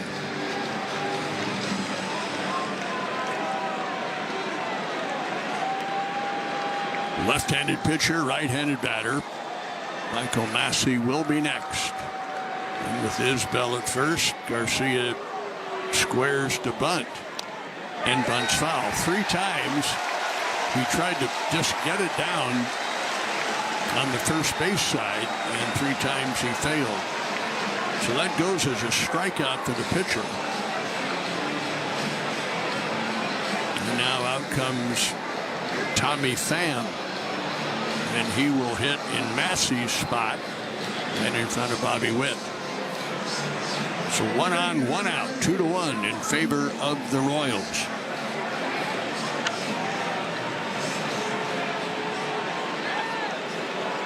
Tommy Pham was a starter for the Royals in the game yesterday, and now time called and another meeting at the mound.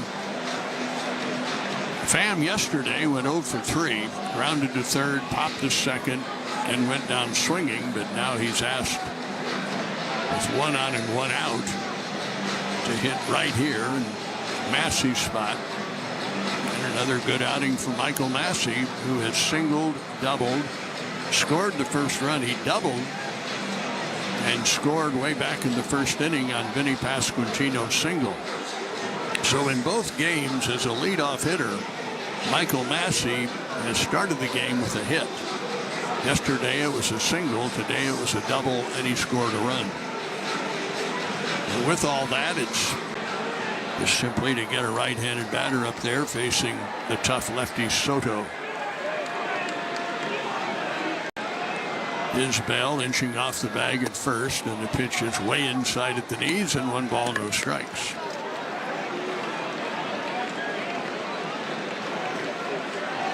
What about Kyle Isbell and stolen bases, you ask? Only stolen 11 regular season, caught only twice. And a chopper shortstop. They're going to go to second, and the ball is out of the glove, but out is the rule at second base.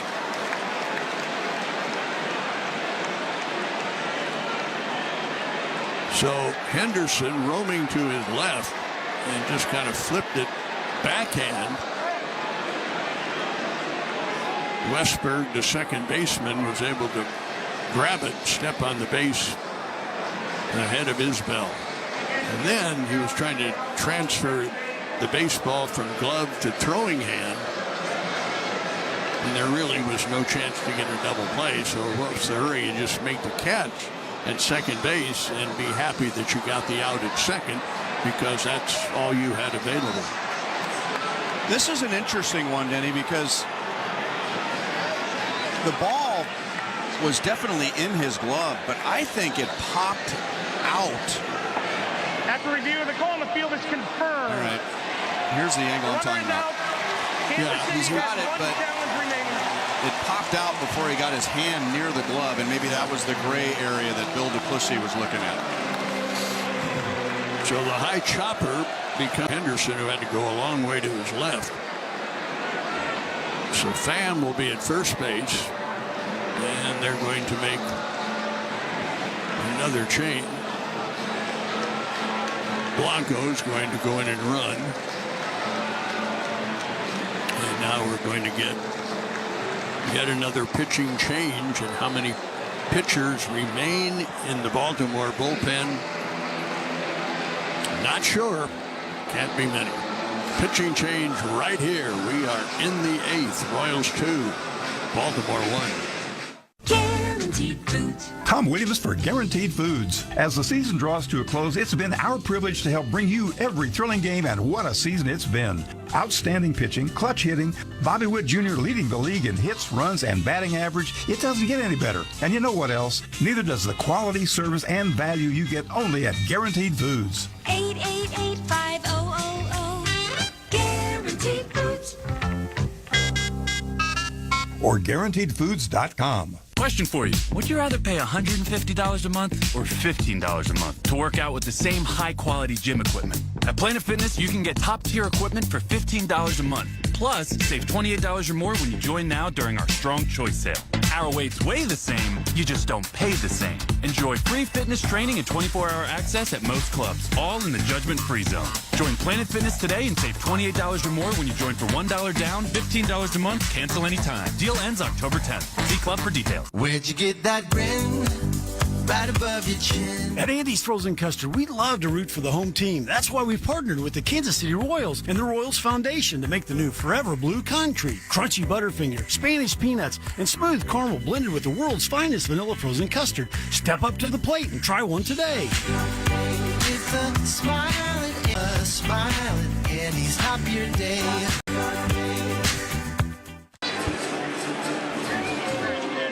So Dominguez, a right-hander, is now pitching. Bobby Witt will be at the plate. And Blanco is running for Pham, who batted for Massey. 2-1 Royals. Royals batting top of the 8th. And Dominguez pitches. There goes the runner. The throw to second is high, and an easy stolen base for Blanco. But now first base is open. So the Orioles can certainly walk Bobby Witt, take their chances with Pasquantino. Let's see what they elect to do here. And they're going to challenge Witt, whose infield hit back in the 6th inning put the Royals up 2-1. Breaking ball way low and outside. And they could also use the old, well, don't walk him intentionally, but don't give him anything good to hit. But that would be probably a little better to a experienced pitcher. Next delivery. Started to swing, and he went around. He was trying to bail out on the swing, but just couldn't get the bat back.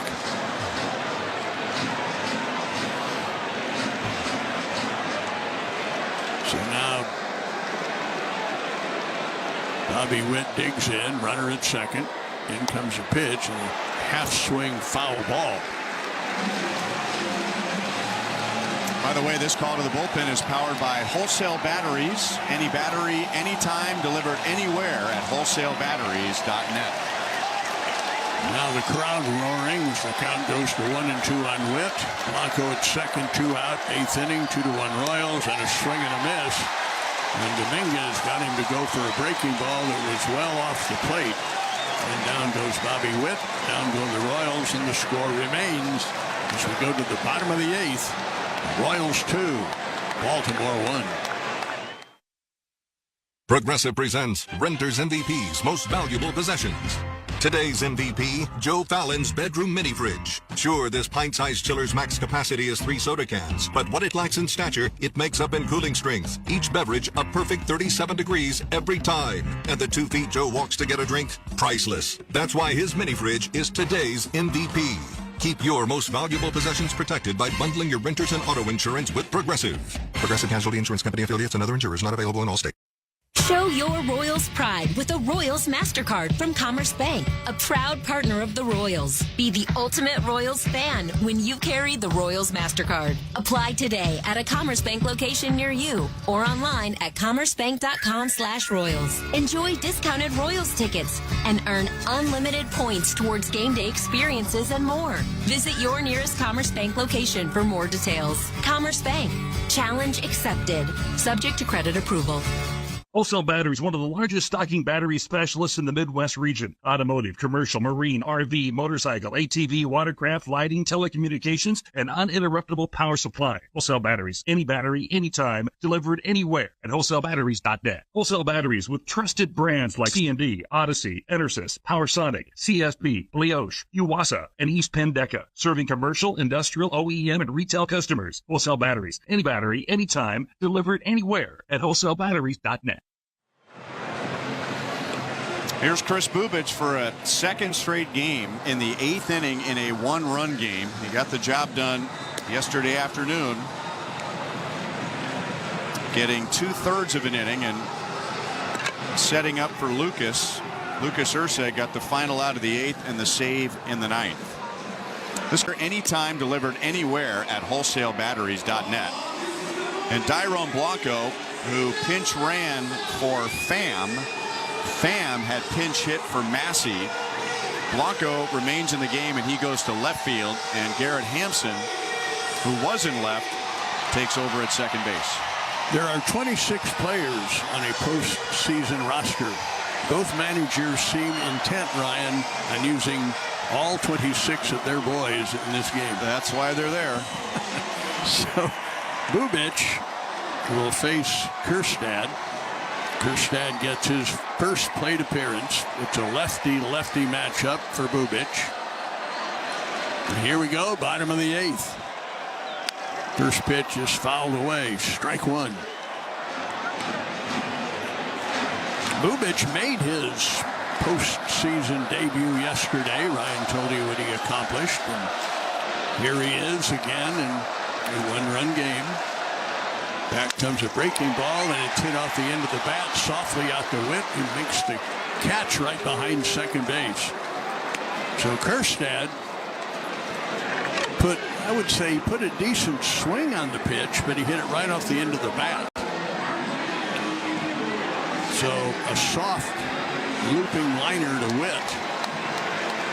One down. Up comes Adley Rutschman. Switch hitter on the right side against Bubich. First pitch fastball right on target.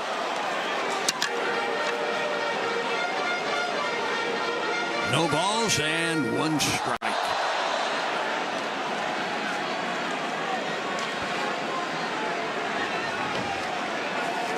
Royals now 5 outs away from advancing to the second round of the tournament.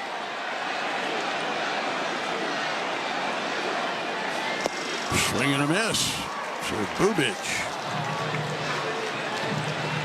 0-2 with Rutschman. So far today, Adley Rutschman, 1 out of 3. That was a single back in the 4th inning. Flight out to deep center his first time up. Bubich deals. Swing and a foul ball off first. So late on a Bubich fastball, and Adley Rutschman now down in the count 0-2.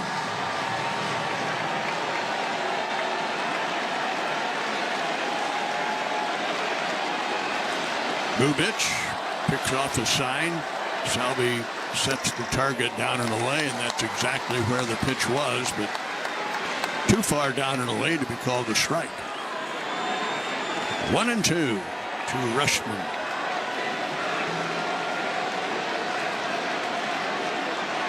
In comes the 1-2 pitch and a high chopper to short. Witt will have to hurry his throw, but his strong arm is in time to get Rutschman, and there are 2 men out.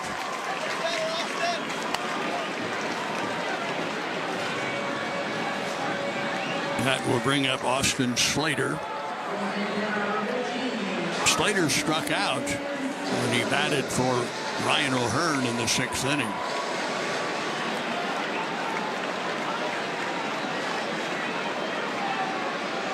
Slater has done a good job as a pinch hitter for Baltimore. Solid single. So the Birds are still alive here in the bottom of the 8th inning. That will bring up Mountcastle.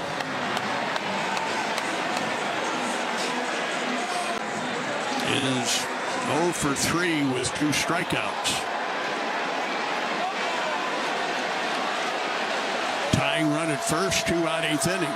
Right-handed batter, ground ball to Witt. Witt will go to second. There's the force out. And now the Royals need 3 outs. 8.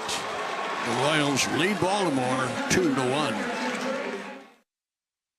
Public transportation is bigger than the bus. It creates equity and access to jobs and education and delivers customers to the front door of local stores. It spurs business growth and housing development along the route corridor. And it sustains 600 employees with livable wages. Even if you don't take the bus, someone in your circle does. At KCATA, transportation is transformation. Kansas City Area Transportation Authority. One authority connecting all.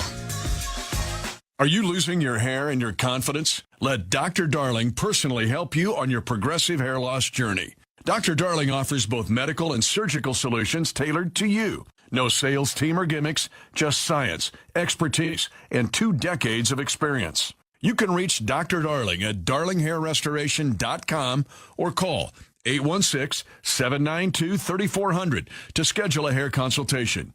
Darling Hair Restoration, a proud sponsor of the Kansas City Royals. Are you looking to work with sheet metal? From unique architectural design to HVAC fabrication and installation to industrial sheet metal applications, you can do it all. The Sheet Metal Workers of Kansas City has an exciting apprenticeship for you. You'll have every opportunity to learn about the growing industry, sharpening your skills, and advance your career with excellent benefits. Learn more and apply today by visiting sheetmetal2.org, official partner of the Kansas City Royals.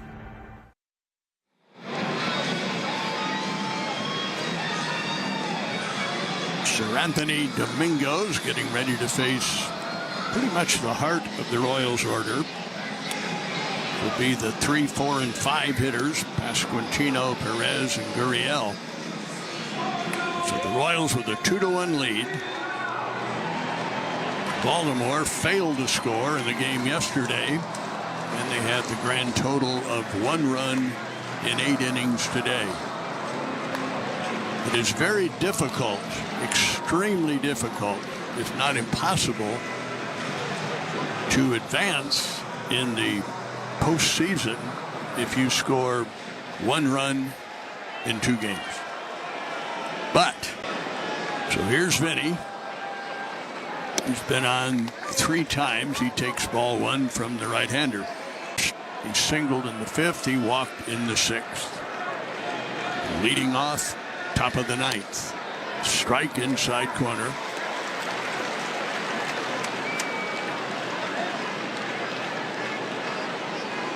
Perez watching intently from the on-deck circle.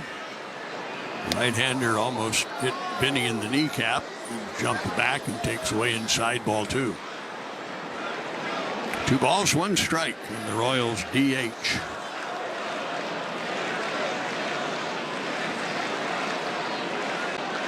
Time called at home plate for the moment. Ben May is the plate umpire. He's calling Bill Miller, the crew chief, in, and they're talking about Kansas City is challenging the call of no hit by pitch on the field. Yeah, Vinny jumped back, and the Royals are challenging that by that pitch.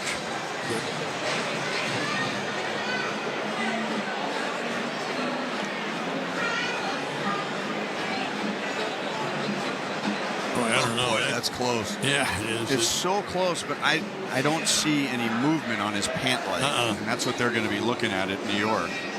Movement as the ball goes by, or a little burn mark. Right. Pants but I don't think either is in evidence.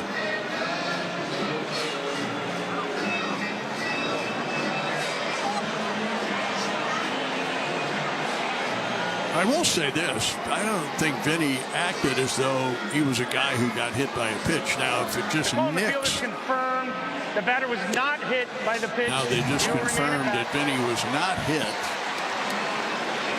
I don't know that if there was a loose thread on his pants, maybe, but no.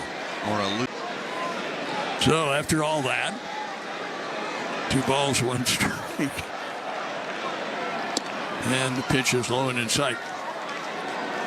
That was probably the most boring part of these 2 games, was trying to decide whether Vinny got nicked by a pitch.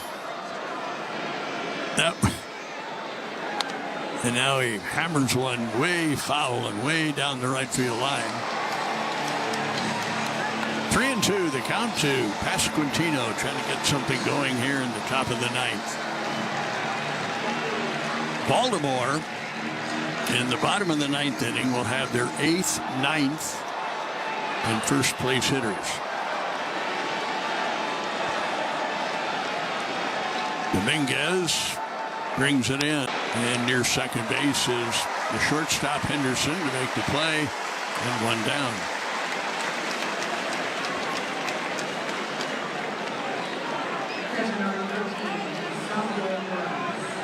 Salvador Perez, 1 out of 3, singled in the 3rd. He was hit by a pitch in the 5th, and he is struck out twice. Right-hander brings it in, and a breaking ball for a strike.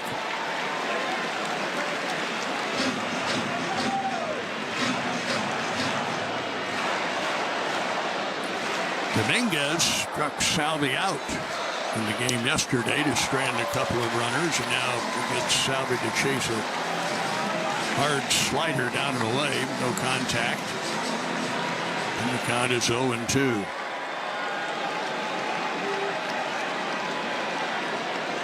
In comes the pitch. Another slider, and Salvi reached for it, made contact, and fouled it off into the seats behind first base to stay alive. That's what good hitters do. They get a tough pitch, and it's borderline strike or ball. You don't want to let the umpire make the decision on the pitch. And good hitters will make contact, spoil the pitch, foul it off to live again. Now Salvi rifles one into left field, and moving over to make the catch is Kjerstad, and that is the second out.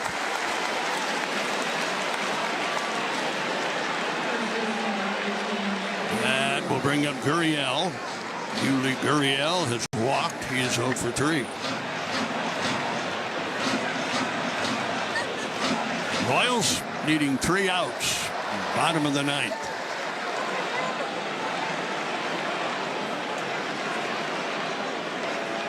First pitch fastball is hit high in the air, foul over near the Royals dugout, but drifting over off the roof of the third base dugout.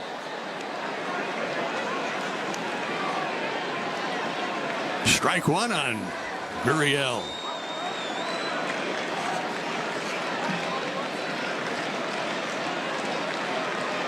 Dominguez leaning in to get the sign, and now straightens up. Nobody on base. The pitch. High popper. Short right field. Second baseman Westberg says, "I'll take it," and he does, and now it is the bottom of the 9th. Baltimore needs 1 run to tie, 2 to win. The Royals need 3 outs to move on in the tournament. Bottom of the 9th coming up. We'll be right back. Hey, it's Andy Cohen. Are you a pop culture fanatic like us? Then Radio Andy is your ultimate pop culture destination. From news-making interviews, I read that Gronk thought that he was going to be in the movie more. I wish. Hey, you. Yeah, I'm talking to you. The one that's listening to the MLB wildcard game with us. Please hit that subscribe button and help this awesome community grow. We are trying to do as much sports as possible, but of course, we're the home of all of the Toronto sports live events. So please help our group of Toronto sports fans continue to grow. Hit that subscribe button, turn on that bell so you don't miss it when we go live for every single MLB playoff game this season. Thank you for hitting that subscribe button. Thanks for making that sub counter keep on going up. We're shooting for 50K. Let's get there. We need your help. Thank you. Now let's get back to the chat. Good luck to your team. Hope they win. Absolutely ridiculous from Real Madrid. Merseyside magic from Mo Salah. Now with more matches featuring soccer's most iconic clubs as they battle it out for European supremacy. What a start for Inter. Haaland scores the hat-trick. From the league phase to the final, the Champions League is on Sirius XM FC 157 and the all-new Sirius XM app. Makes sense.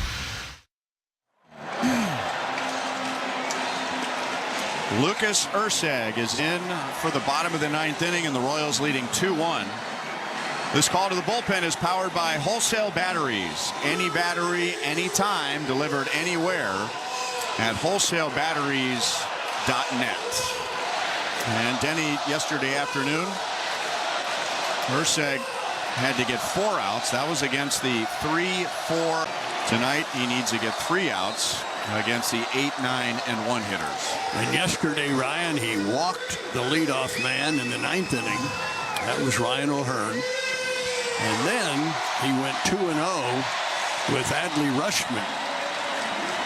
It was at that point that Perez went out there and grabbed him by the collar and said, "Hey, bud, we need 3 more outs." And sure enough, Erceg got them. So now it's Mullins, left-handed batter, and he takes a pitch a little bit inside. Mullins has provided Baltimore with its only run in the 2 games, and that was a home run in the game today. And a strike, and that evens the count. 1 ball, 1 strike. Erceg yesterday, after he retired Rutschman, got Cowser on a fly ball to center, and then he struck out Kjerstad to end the game. Routine ground ball to second. Hampson's got it over to first in time. So now the Royals. Here is Urias. Ramon flied out to deep left field. Very nice play by Melendez, running to his right. He was near the fence to make the catch. Right-handed batter, first pitch fastball is popped up, foul, but it's going to be over near the first base dugout, well out of play.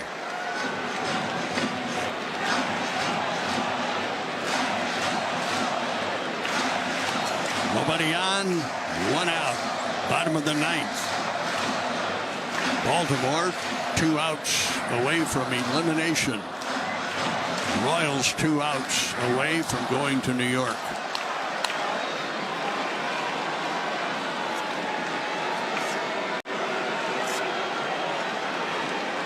No balls, 1 strike on the number 9 hitter.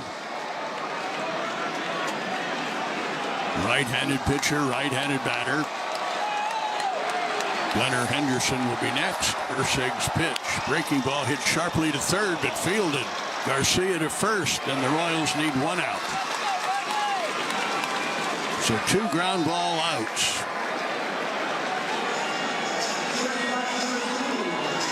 And now it is Henderson. Gunnar Henderson is 0 for 3 with a walk in this game.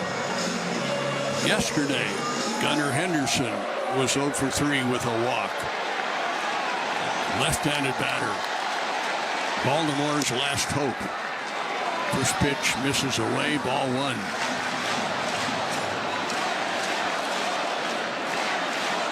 Henderson, who hit 37 home.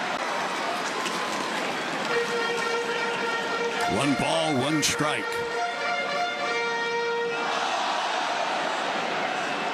Erceg gets the sign from Salvi. In comes the pitch. Swing and a miss. Well, that was a pitch in a great spot. He pulled the string on him. He kept it down around the knees.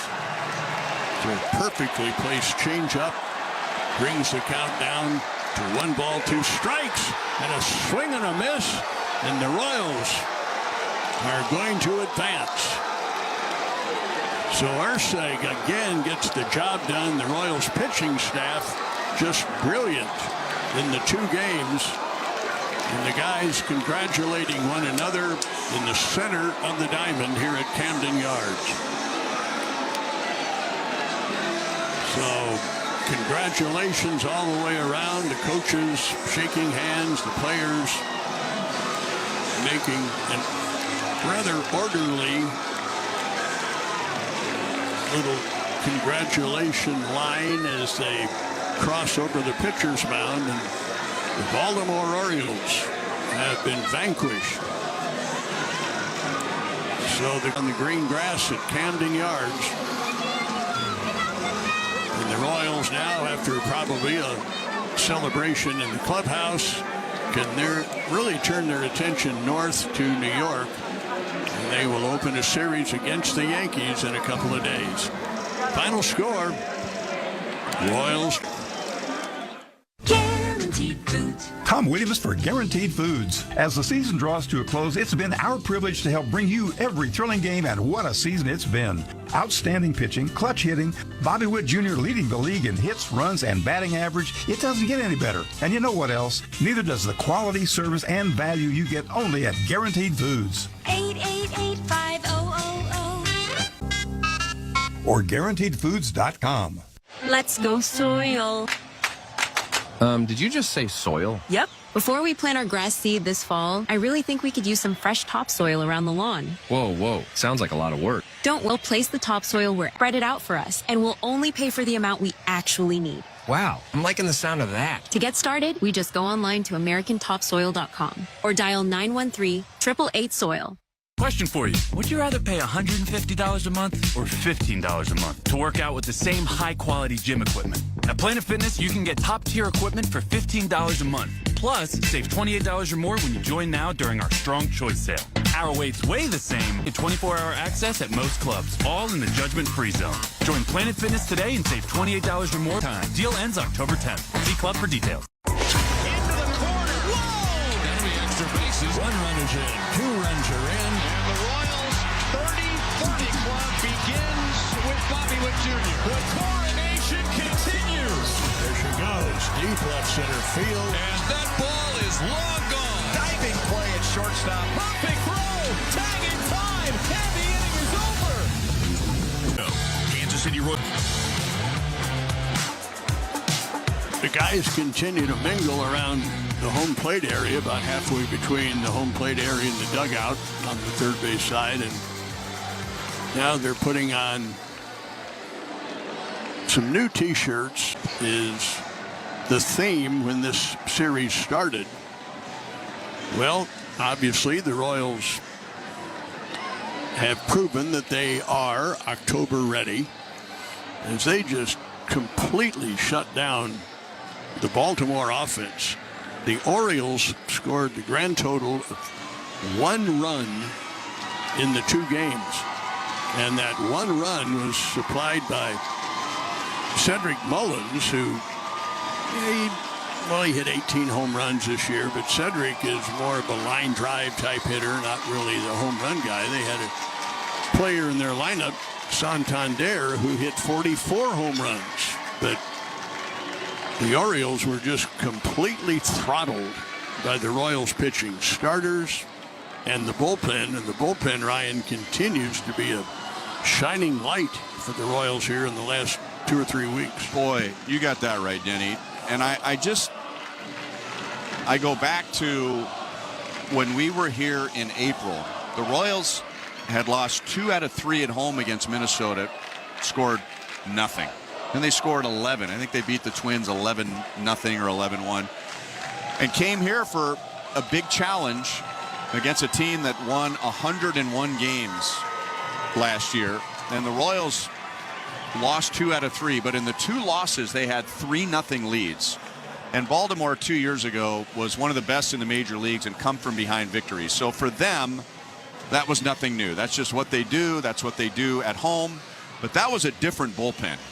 The Royals, I mean, Chris Bubich. Who imagined Chris Bubich would be in the position that he's in right now? Daniel Lynch did not pitch in this series at all, but the job that he did. Sam Long. I mean, who's Sam Long going into spring training? And he was used in both games. And John Schreiber was the most recent of all the free agent signees. He joined the Royals in spring training, and going on the injured list was probably a blessing in disguise for him to rest his arm and get his knee right. And then Lucas Erceg, I mean, he wasn't even with. Boy, he is something. I mean, 2 postseason games, and I know what they're going to be talking about in Baltimore. The Orioles, this group of Orioles is 0-5 in the postseason.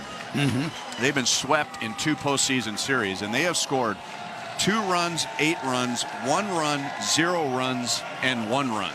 So that's the storyline here in Baltimore, this explosive offense that only scored 1 run. But I'm gonna focus on what the Royals have done. I mean, pathetically put us in a time machine and said, Denny, we're going to go to Baltimore and we're going to score 3 total runs in the. Well, we'll go back to Kansas City pretty quick. At least they made it to the postseason. Well, they're advancing in the postseason. Yeah. Unbelievable. And they just continue to write history. No team has ever lost 106 or more games and even made it to the postseason. And now the Royals are advancing in the postseason. It's just one of those years. I've said it so many different times, and you and I have worked together long enough to heard me say, sometimes it's just your year. Yeah. It's your turn. Well, and when that happens, good things happen for 7 months.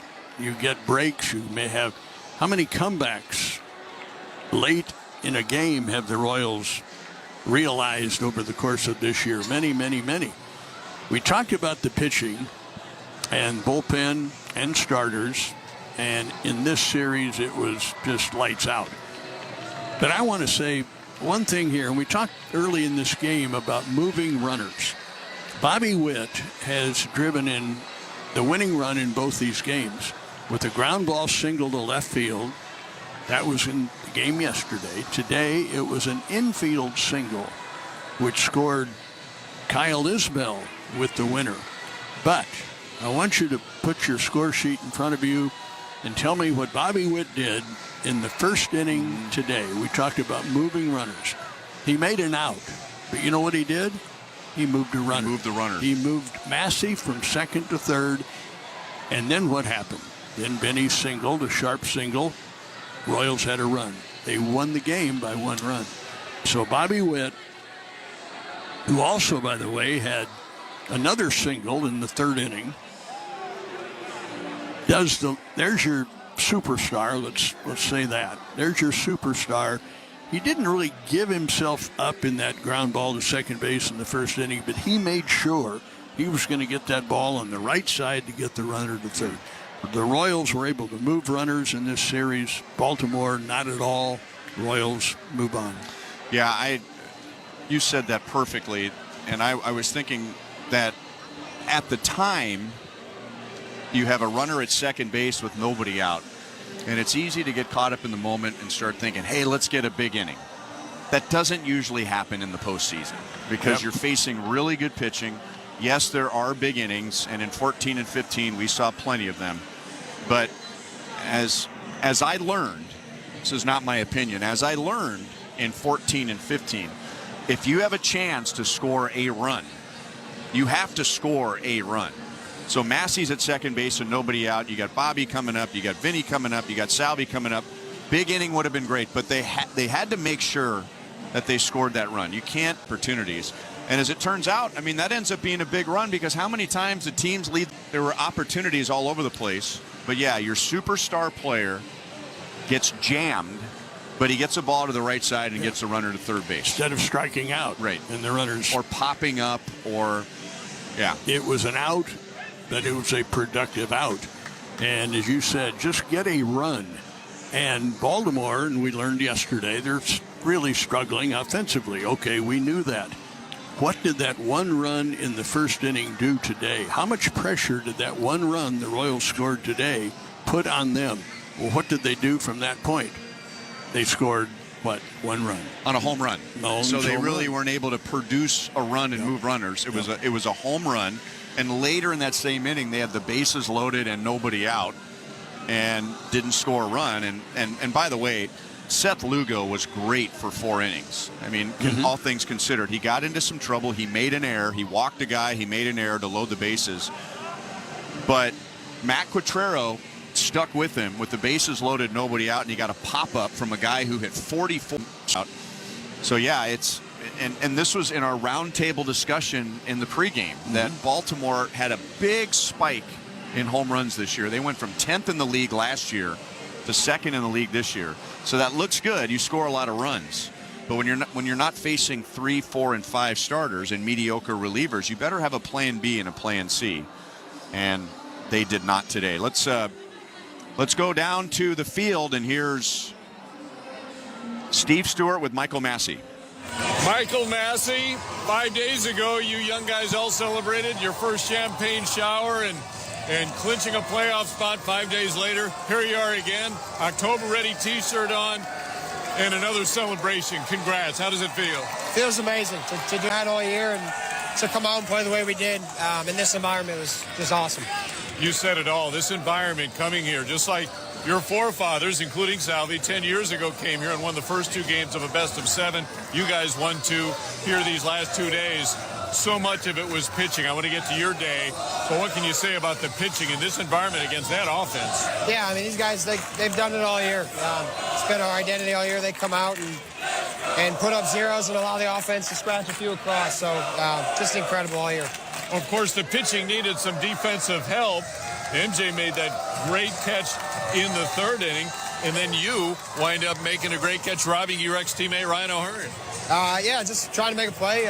Luke's made a good pitch, and we were able to get the out right there. So. And a big offensive day for you. Yeah, thank you, sir. Michael Massey having to go back out for the celebration on the infield here, but we're so happy for Michael Massey and all these Royals. He got a big hug from J.J. Piccolo, GM, just before I had a chance to visit with him, and a happy group of Royals down here on the field. Thanks, Stu. And Michael Massey, by the way, Michael Massey, if you hadn't heard, he won the Good Guy Award this year, which is voted on by the writers that cover the Royals, the Mike Swanson Good Guy Award for a 2nd straight year. He is a good guy. You could just hear the emotion in his voice and how excited he was. Royals win at 2-1 to sweep the 2-game series in Baltimore and advance to the American League Division Series against the Yankees. And tonight's postseason game is powered by Wholesale Batteries. Any battery, anytime, delivered anywhere at wholesalebatteries.net. Now, I can see that Jake is rounding up somebody. Who knows what's going to happen in New York, but by winning these 2 games, this has huge implications for the next series, because by not having to pitch anybody tomorrow, and it was going to be Michael Wacha, now you got Wacha pitching on Friday in New York in Game 1. You want your best pitching in New York. And now you can reset to Reagan's in Game 2. There's going to be a day off on Saturday. It's not typically, it's 2 games in a row and then you move on. It's a game Friday, a day off, and then a game Sunday. Stadium, and you have Seth Lugo again. And now you have Lucas Urseg and Sam Long and Chris Bubich now have 2 days off until they have to pitch again in New York. So doing what they did here in 2 games really sets them up well for Yankee Stadium. That's a great point, yeah. And they should be fresh, ready to go. It's going to be a challenge. Yankee Stadium is obviously a tough place to pitch. It's kind of I'm not going to call Yankee Stadium a bandbox ballpark, but it's pretty close to that. Yes, it is. Hey, let's go down to Jake.